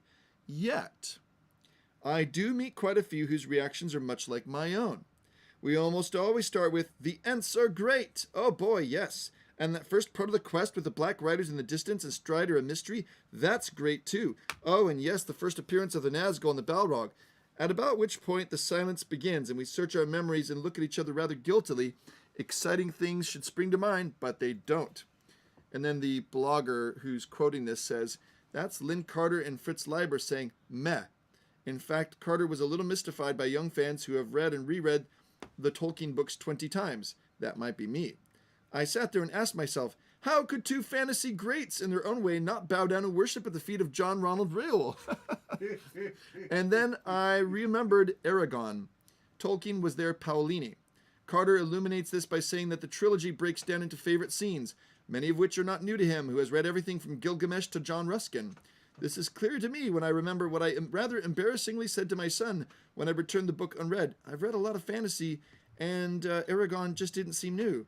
Now Carter from the grave has just handed me back my Lord of the Rings and said the same. Here's Mythlore, a journal of Tolkien, C.S. Lewis, Charles Williams, and mythopoeic literature. A Warp of Horrors from 2017, the j.r.r. Tolkien Subcreations of Evil by Richard Angelo Bergen, etc. And in here, Where'd you find get that? to it, web search. Academia. It just has a little footnote. One wonders whether Tolkien is referring to the intense scrutiny and sympathy with evil characters as they are practicing their arts, which so much modern fiction features. Fritz Leibar and others have criticized Tolkien for refusing to give Sauron a sympathetic hearing. Tolkien, quote, does not explore and even seems uninterested in exploring the mentality and consciousness and inner life of his chief villains, end quote. Tolkien's very willing, it seems, to depict, quote, evil in all its ingloriousness, end quote, but focuses upon its effects and manifestations rather than on its psychopathology. Wow. And that's that Jungian aspect coming in from, and Right. That's where you see Michael Moorcock and a lot of the others having that divergence. That's why I Okay. think all of these are interesting. Okay. Compare and contrast. All right. approach. Yeah. Chris, Gary, or Zara, any comments or thoughts on what we've discussed so far now? Was Sauron just misunderstood? Well, that's the No, thing I between a was simple. wondering, when was this said? 2017. I think five that- years ago. That essay is from 2017 that I just sent the link to. That's an essay and it's quoted. I read in the history of Middle Earth. The nature In of fact, it. Tolkien tried to explain both his villain, both Malcolm and especially Sauron. So he did. He was interested in their reasons, even if in the story it doesn't come out. But he went into it, in fact. Okay. So, but he's 75. Nobody could read it. Yeah. So the motivations and desires that you're saying of Sauron or Melkor, that Tolkien did actually spend time to think about. They weren't cardboard characters, you mean? Yeah. Another No, piece. they are. I don't know if you read it. I think in This is Hofstetler. it's in Mark of the Ring, maybe, that he tried to explain their reasons, and there are similarity and very deep differences between the two, and especially Sauron, I think, is very complex character. Yeah, well, I mentioned earlier that he was once a Maya of Yeah. Aule. He was actually Yeah. an admirable character, but then he was corrupted by Melkor / Morgoth Right. into his service. So there's a bit of complexity there in that he's sort of like almost like he kind of fell from grace, or that he was corrupted by an evil, malevolent power greater than himself. Right. So yeah, I don't know if Tolkien like deeply explored that, but I think there's definitely some room. Definitely, it's a lot to unpack there. Well, and Tolkien was a medievalist, wasn't he? I mean, I don't know that he really would have been so interested. Go ahead. This other author, and I shared the link there of this article, talks about how there's kind of a split between Tolkien and then low fantasy story cycles, such as Howard's Conan series, or many of them completed by DeCamp and his associates, and Labor's Fafhrd and Grey Mouser tales. DeCamp's own work in comic portal fantasy, including his collaborations with Fletcher Pratt, continued to be reissued, etc.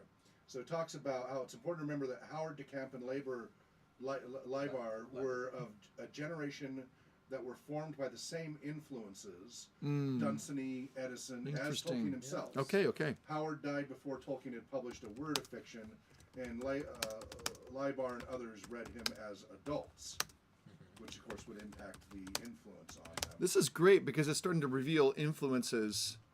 So specifically Edison, who would be the Well at the World's End, and who's the other one?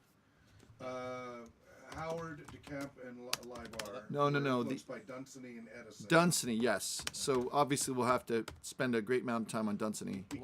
Well, World's End was written by William Morris. But was it by William Morris? Yeah, E.R.R. So really, we should include Morris, Edison, and Dunsany, shouldn't we? Or those maybe writers in the next generation who specifically rejected the theodicy. Yeah, that's right. Of Tolkien's trilogy on ideological grounds were inevitably drawn to imitate Howard and Libar in much of their actual work, even if the models they professed to draw on were more literary. Michael Moorcock was derisory in his attacks on Tolkien, referring to Lord of the Rings as epic poo, as we mentioned in the previous meeting, and claimed as his master the Mervyn Peake of the Gormenghast books, a trilogy only in the sense that Peake was only healthy long enough to write 3 of them. The various versions of the Eternal Champion, and that's why I have a lot of these here, which Moorcock wrote about from the early 60s onwards, were posher and more sensitive than Conan, less likely to wander into farce plots than Fafhrd and the Grey Mouser. But they recognizably inhabited the same moral universe, even when compelled to save the world. Moorcock's dislike of Tolkien's Christianity resulted in his choosing to make his protagonists defenders of the balance between order and chaos rather than ultimately partisans of either side. A little bit of Taoism in Star Wars.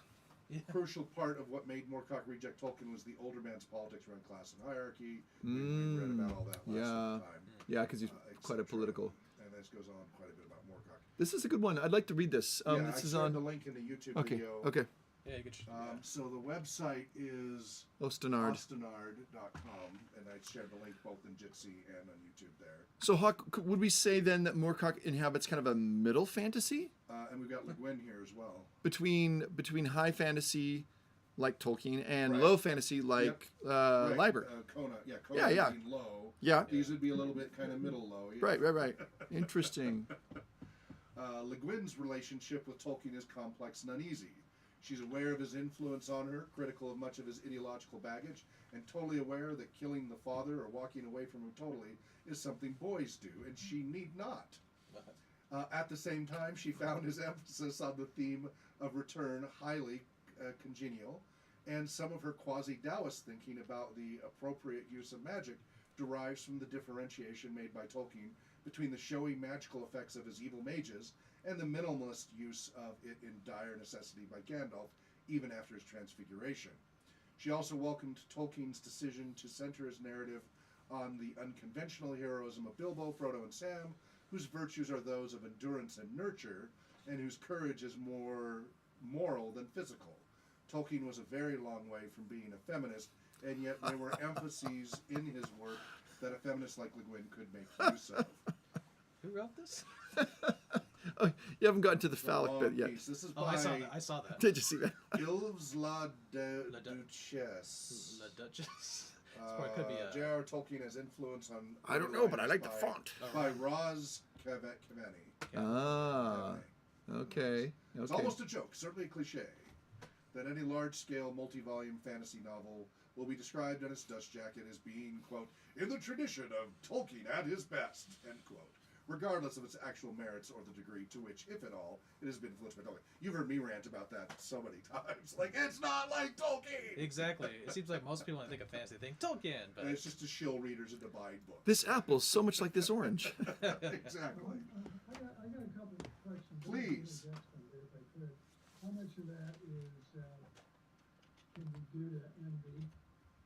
Envy? Tolkien was a fabulous success. And the other thing is I could only get through maybe half of what Moorcock was, the thing that Brian sent to us. Yeah. And hard read. I mean, my opinion of him, he was an arrogant ass. I'm sorry. And I don't think anybody will disagree with. But he came up with one statement, and it was both, about Tolkien and Lewis, and he called them both as self-serving, misanthropic. What they were purveying was self-service, misanthropic doctrine. And I'm saying, what? And three fingers are pointing back to him. Yes. Yeah, yeah. And it's like, yeah, it's, uh, I don't know. I mean, I just enjoyed, and I couldn't explain why for the longest time, like when I was introduced to The Hobbit.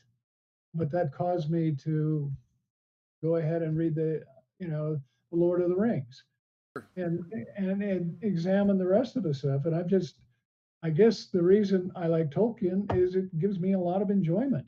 Yeah, there you Yeah. go. You bet. And ultimately, yeah, I mean, when you're reading fiction and fantasy fiction and all of that, except for when you're doing like we're doing or we're studying or something, generally, so this is where we talk about two forms of escape.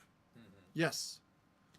One is productive and healthy, and the other one can be harmful and maladaptive. Adaptive versus maladaptive. Correct. The healthy form of escape, research backs us. We're writing my bailiwick here now, right? With RPG research, is the way it's summarized by what's her name? I'm going to blank on it. The female wizard from Harry Potter, McGonagall. Okay. Oh. That's the mnemonic. So Jane McGonagall is a game developer and all this PhD, and she goes around doing public speech. She's trying to get everybody to play at least a half an hour to an hour a day of video games because it turns out for your brains it's good exercise for all ages. Start to get to 2 hours, it's a different story. But half an hour to an hour every day of video games, good for your brain. That's her thing. And so of course the key thing is like, well, you're just escaping. Well, what research shows is there's two types. And the way she summarizes is more succinct than the more technical version, which is the negative type of escape is life sucks, so I'm going to go play games or go read a book, an escaped book, if you will, whatever. Versus life is better when I have time to play games or to read a book of escape, etc. When it's furthering you, when you're benefiting and growing from it. One is growth, the other is constriction. And what you're using it for and how you're using it and the life balance, etc. This is something, there's been a lot of research done about escapism, good and bad, etc. So, and ultimately that's what he's talking about here. It's like, well, I just enjoyed it. Yeah. Good. That's great. That's a wonderful thing. And everybody, of course, has different tastes, right? Art is going to have different people enjoy it. And for me, with Moorcock, with specifically the Elric saga, I don't like as much his short story versions. Right, I have all the different. I like the 19s, all these different editions. Yeah. Because the short stories, he keeps using the same adjectives over and over. Yeah. Because they're short stories, right? They're being issued in a magazine, and you don't know if it's a new reader, so you got to describe the character again, so they get the image in their head. And so every freaking chapter of story, it's the same adjectives. He's not that creative with his adjectives for describing the milky white skin and hair of the albino with the red eye, blah blah blah blah. So that was why the best version of it, and unfortunately it's not in print, is an edited, compiled version. It's a 2-part series. I got this when I was part of the book club in the 80s, from Nelson Doubleday. And then I have the second book. My first book I loaned somebody and they never returned it, and I can't get a hold of them. This one is from... We understand. No, 1977. Was it that far back? Oh, no, 84. This is the 84 printing. Okay, that makes more sense.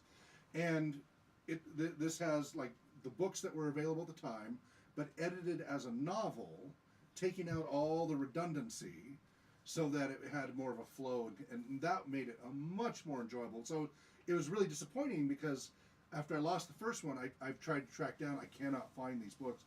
So I've been reading the short story. I do not enjoy the short story version format at all, but it's much better in its novel form. And he hasn't done that effort to take, because he keeps adding to this day, he keeps adding more material.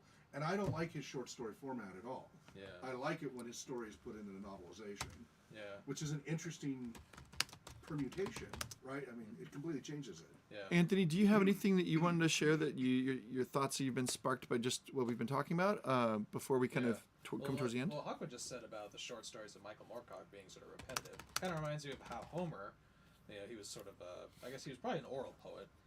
Kind of uses the same sort of adjectives to describe Odysseus, like clever Odysseus, or the man of it. Yeah, or like Dawn, describing Dawn with her fingertips of rose. So I found that to be sort of an interesting comparison in my head. And also, I think Tolkien himself describes escapism in an interview as like breaking out of a prison. Yep. Versus the deserter. Yeah, exactly. So, Yeah, I mean, Well, Monsters and Critics, yeah. Yeah, exactly. Talks So, about that too, yeah. Yeah.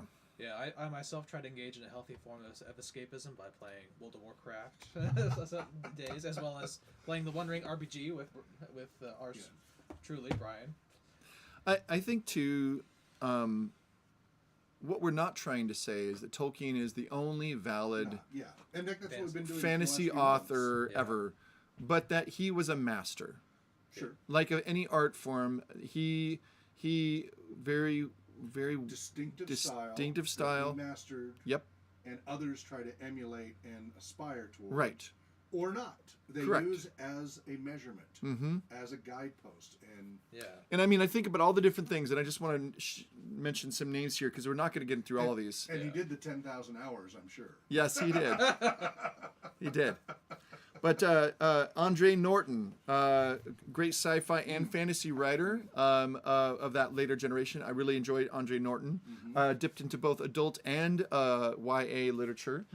David Eddings, The Belgariad from the 1980s, I think, or early 90s possibly. Let me just see when. It certainly started in the 80s. Started in 1982, yeah.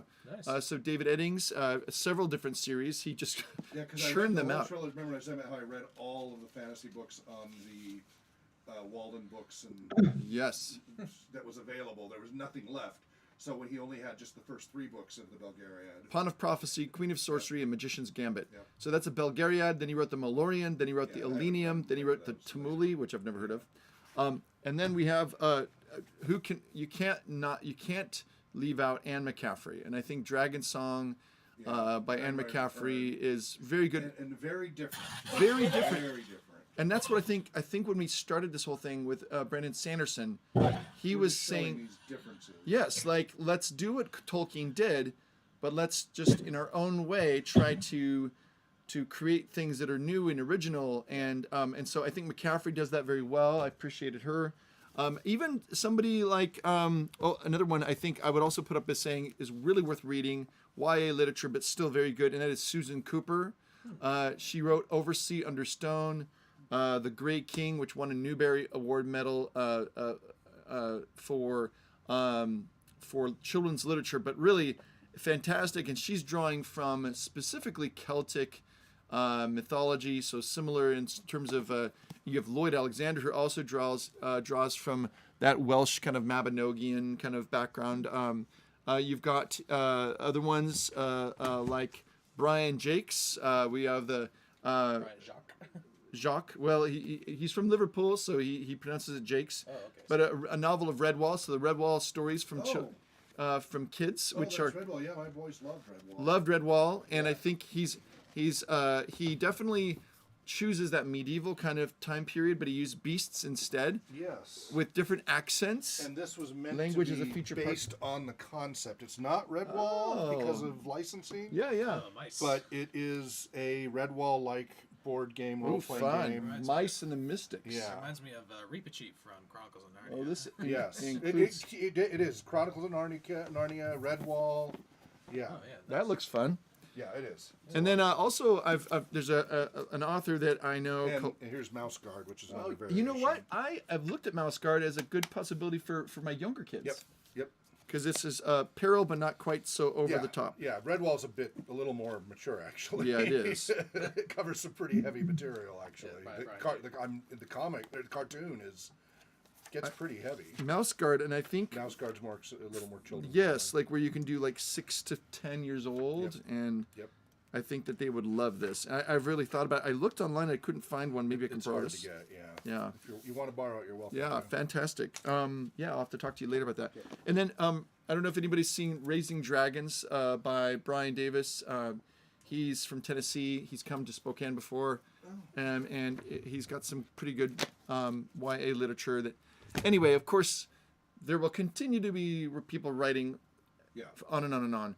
Did you want to say anything quick about Joseph Campbell or that? Well, both the Jung and Joseph Campbell references keep coming up, understandably so, right? And because they were also peers of that time, right? But they were from different disciplines, right? They're coming from the psychological philosophy world rather than the literary world, but significant overlap in concepts and this obviously with Campbell, because he's trying to do the universal story from all cultures, and of course Tolkien was doing snapshots of certain cultures and looking, but you see those universal themes, and I think it wouldn't be bad for us at some point to have some, maybe find a few essays that cover Tolkien and Jung and Tolkien and, because I know there exist, and Tolkien and Campbell and Tolkien, there's a ton.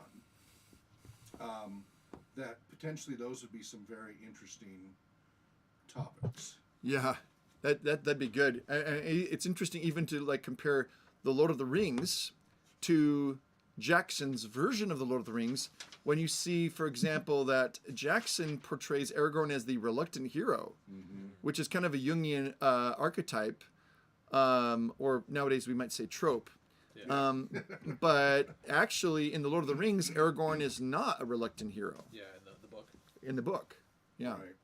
Yeah. So, and then also, we really haven't, we kind of skirted around, and I know it's because Tolkien intentionally tried to not replicate it, but we really haven't, we mentioned all the time we never really discussed any of the Arthurian variations, and there are many, and their impact and influence, and we talk about compare and contrast influence. So we now talk about authors who they wrote intentionally to avoid being like Tolkien, and whether or not they see it is a matter of debate. And others who got the same sources as Tolkien, didn't know about Tolkien, had their own thing developed. We've just talked about some of those examples. And then as they learned about him later, compared and contrasted and either influenced or rebelled against his approach and his themes, etc. yeah. And, Tolkien is the same way. Tolkien kind of rebelled against the French Arthurian legends. He says explicitly, Yeah. I don't want to recreate that. I want an English thing. Not Not a continental romance. Right. Yes. And I think we've kind of always skirted around that. I don't think we've ever, we've gone into Kalevala and the Edda. We did spend one meeting on we read and we discussed Tolkien's so Christopher had published the unfinished right. Arthur. Yeah, the Green Knight. The Not the Green Knight. Story of Kalervo? No, help me out here. I think is it over? Well, he's got the Beowulf one. There it is. What is it? What was it? Oh, The Fall of Arthur. Fall of Arthur. That's it. Yeah. Yeah. And I think I actually missed that meeting. That could be. It's worth returning to it. Well, we've got a different group here now too.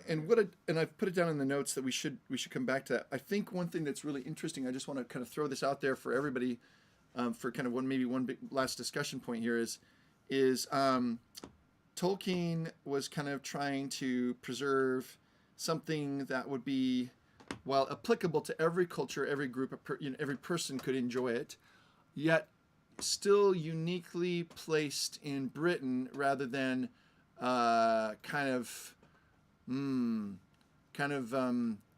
scrubbed and made it into something that could fit anywhere.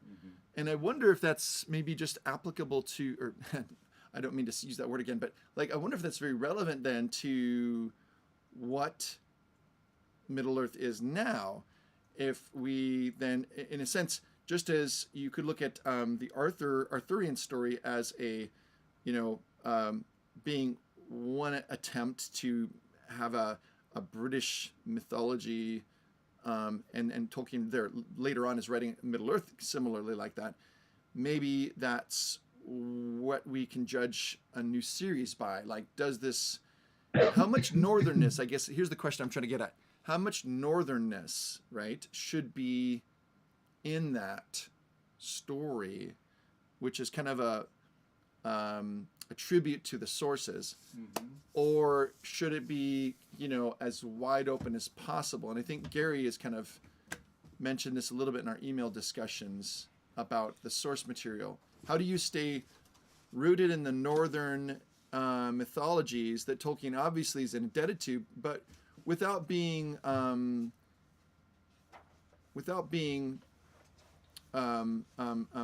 what's the word I'm looking for? Kind of ethnocentric, Because we're not saying, are we, that if you're not British, you're not good. You know what I mean? I mean, Yeah. Well, of all Yeah, American, there are many British. I understand that, but it's like he, um, I mean, the mythos itself, and I'm talking about, I guess, both the movie and the because it's there, and of course what Tolkien wrote appeals to so many people. I mean, you know, one of the individuals with us today is Sarah from Italy, and I know it appeals to people over in Asia. So, you know, so what? I mean, I've read Chinese literature, you know, and Japanese literature, and it, you know, I'm not bothered by it's somebody else from a different culture. So I think there's some of that in there, but other than that, I don't know. I mean, the idea. I mean, there's universal human values, good and evil, doing what's right versus doing what's wrong because you think it's got an advantage to you, that type of thing. So I think that appeals to all people. yeah. Thank you, Gary. Zara or Chris? But I also think that the way that sometimes Tolkien is interpreted is like an appropriation. It's like saying Hmm. because it's Appropriation. Anglo-Saxon is not good, so it needs to be internationalized. I don't know how to say. So we need to change it because that way is not good enough. And I mean, the way it is changed is like an appropriation for me. It's denaturing. It's taking away the nature of the work because there's a feeling that it's not good enough. Because Tolkien chose his words very, very carefully, and that translation, a lot can be lost. Yeah. Yeah. Chris? That is part of what the reason why purist fans are so angry about the what's happening is because that the you're taking away from that culture. I know Yes. I'm beating a dead horse. No, I agree with you. I was just thinking, I was just whispering to Hawk, what would Christopher Lee say about, Yeah, well, we'll find out. what did he say? We'll find out at least what Yeah. the Rings of Power ends Yeah. up like. Yeah. Yes, we'll see. yeah, can't wait. A September hasty choice. September 2nd, 2022. That was, Oh, that was the day Tolkien passed away, wasn't it? September 2nd? Yeah, I think it was. I think so, It's yeah. an intentional date. Yeah, it's Really? an intentional date. Sounds yeah. ominous to Oh. me. Yeah. I'm not sure how I like that. Anthony or Hawk? Yeah, Tolkien keeps referencing Chaucer. Oh, right. Yes. We haven't really delved into that. It's 14th century London is the language of the time. yeah. That's what it. Yes, the youngest son and I think that should be in our queue okay.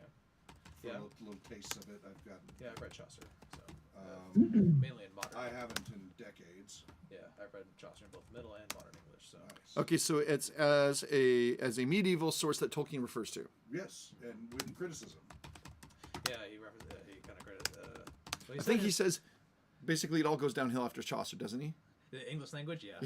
Something like that. And then And that the Silmarillion is sort of like high style. and then I have here Grimm's fairy tales Ooh, grim. and the Bullfinch Oh, yeah, I read- mythology collection. Yeah, read that's this what you in gave me a high school. copy of. Yeah, and It's I very think good. these are relevant to our Tolkien I think they are. because of Monsters and Critics, And of fairy stories. of fairy stories, Or on fairy exactly. stories. Yeah, because to me, I'm like, you read The Age of Fable. You read The Hobbit, then you read The Lord of the Rings, then you read The Silmarillion, and then I think you read on fairy well, stories because and that's this- a key thing Tolkien wrote. But more importantly, his roots. This starts with Prometheus and Pandora, yeah. Yeah, right? So we're talking roots of stuff that it must have influenced Tolkien. for sure. Yeah. And it goes up and up and up to we got Bacchus and so we have Yeah, the so- Age of Fable, we have the Age of Chivalry, King Arthur and his knights, We have Hero Myths of the British Race, Legends of Charlemagne, right? I mean, this. Yeah. I think it wouldn't hurt for us to be making references to this because these would have been so relevant to.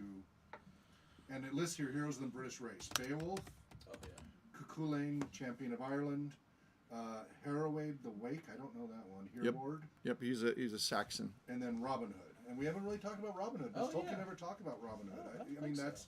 I think he mentions it briefly as like, well, it's not a fantasy. It's more like historical, like legend. Quasi, but yeah.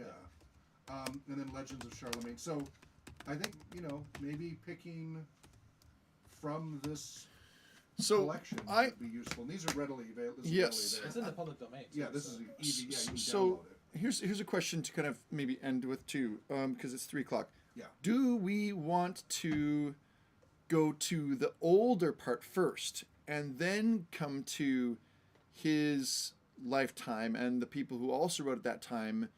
The pro to that would be that we would be able to look at his generation and say, oh, look, see, now we've read these sources like Dunsany, like the Greek mythology, all these things, and we can kind of take that and say, now we can see his sources and how that defined and helped him and others who wrote maybe very differently than him. Or do we go to his peers next, right? And invest kind of as keep working ourselves backwards and then end with the roots. I'd like to keep alternating. Okay. Peer influence. Okay. So Like as they reference something that we want to know a little bit more about that influence. Right. If we can Delve be into that a fleet little of bit foot, because the only problem is Exactly, that without going if too it deep. refers to it, then we have to be like, oh, quick, and we haven't had any time to prepare. So that's my only concern.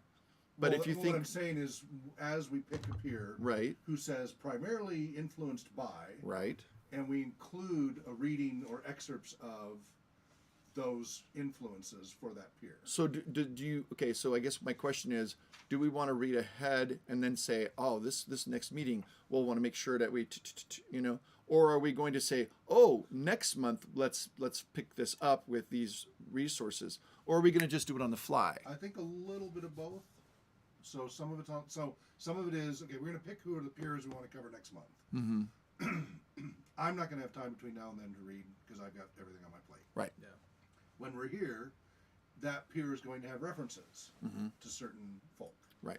If that's something that's readily available, and they reference a piece of it, maybe we read an excerpt from that. Okay. On the fly, and then if we want to know more, we say, "Oh, next month let's do a little deeper dive if we want," or we move on to the next one.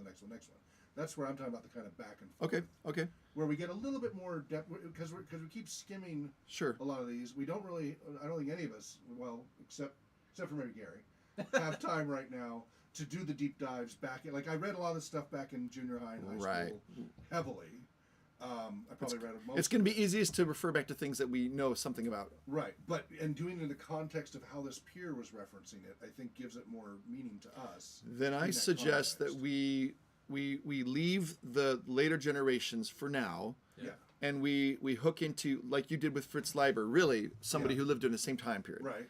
And we hook into somebody of that time, Referencing C.S. Lewis. so we could go with Lewis There's as a real whole easy one. documentary on Amazon Prime right now. It's a pretty good one on C.S. Lewis and his life and everything. Okay, Alright. well there you go. Right, and so anybody who wants to watch that, it has. And I access. think Chris has got a really good book on the Inklings as well that you've referenced in the past. Yeah, get this one. And then there's that one, yeah. So we could do Yep, we could do all the Inklings if we want Sure, to. Yeah, yeah.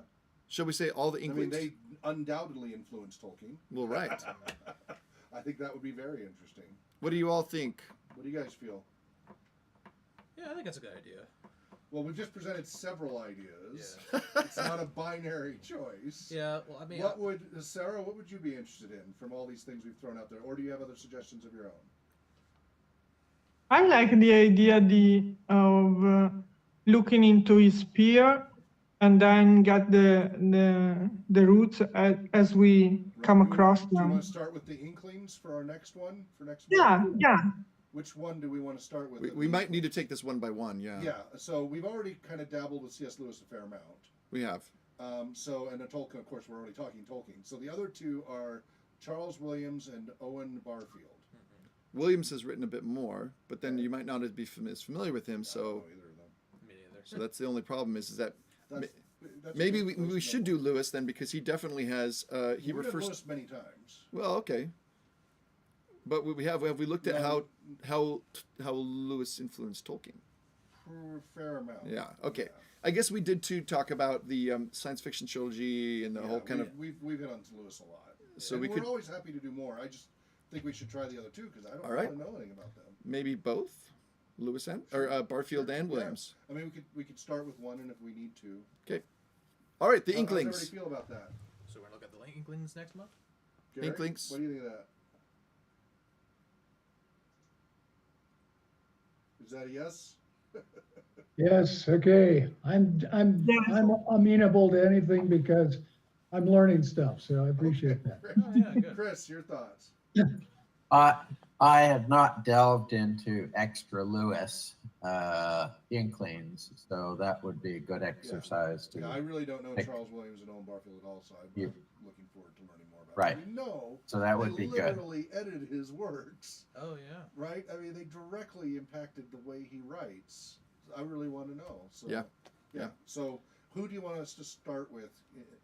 You said Williams has more. Should we start with Owen first and then start to bleed into Williams? Sure. If necessary. We'll begin with Owen Barfield, Yeah. and I'll try to do some digging, and Great. maybe the rest of us can just share that as we email to each other. Beautiful. If anybody finds anything on Owen Barfield or Charles Morris, Charles Williams. Charles Williams, Owen Barfield. That'd be great. Okay. All right. Alrighty. Excellent. Well, I think this was a really dense session. Yeah, we got a lot done. Whew. Yeah. Thank you all so much. In May, it'd be the 21st. That's the third Saturday. Okay. Hope it's- And yep. Okay. that works. I've got one comment before we go. Please. I learned how to type on a standard old Smith Corona Royal typewriter. As did I. And I'm sure that Brian did too, because he slams against the keys like an Mike. old typewriter, yeah. Me too. And then when I went into programming in '79, it was on those IBM and Tandy TRS 80 or Trash 80, really clacky keyboards. Yeah. Whoa. Wait, were you programming when you were 9 years old? Yes. Holy mackerel. I was on the internet when I was 9. What would become? Well, the I did. internet. Yeah, I've been using computers since I Right. was 5. So Well, it was 1979, yeah. so it was dark. Yeah, I- ARPANET. I remember All right. when it came out with its electric, so, but anyway. Yep. All right. Well, Yes. thank you so much. Thank you, Sarah, for being up so late for us. We Thank really you. appreciate it. Yes. Yeah. Arrivederci. Bye bye. Ciao. Bye-bye. Bye.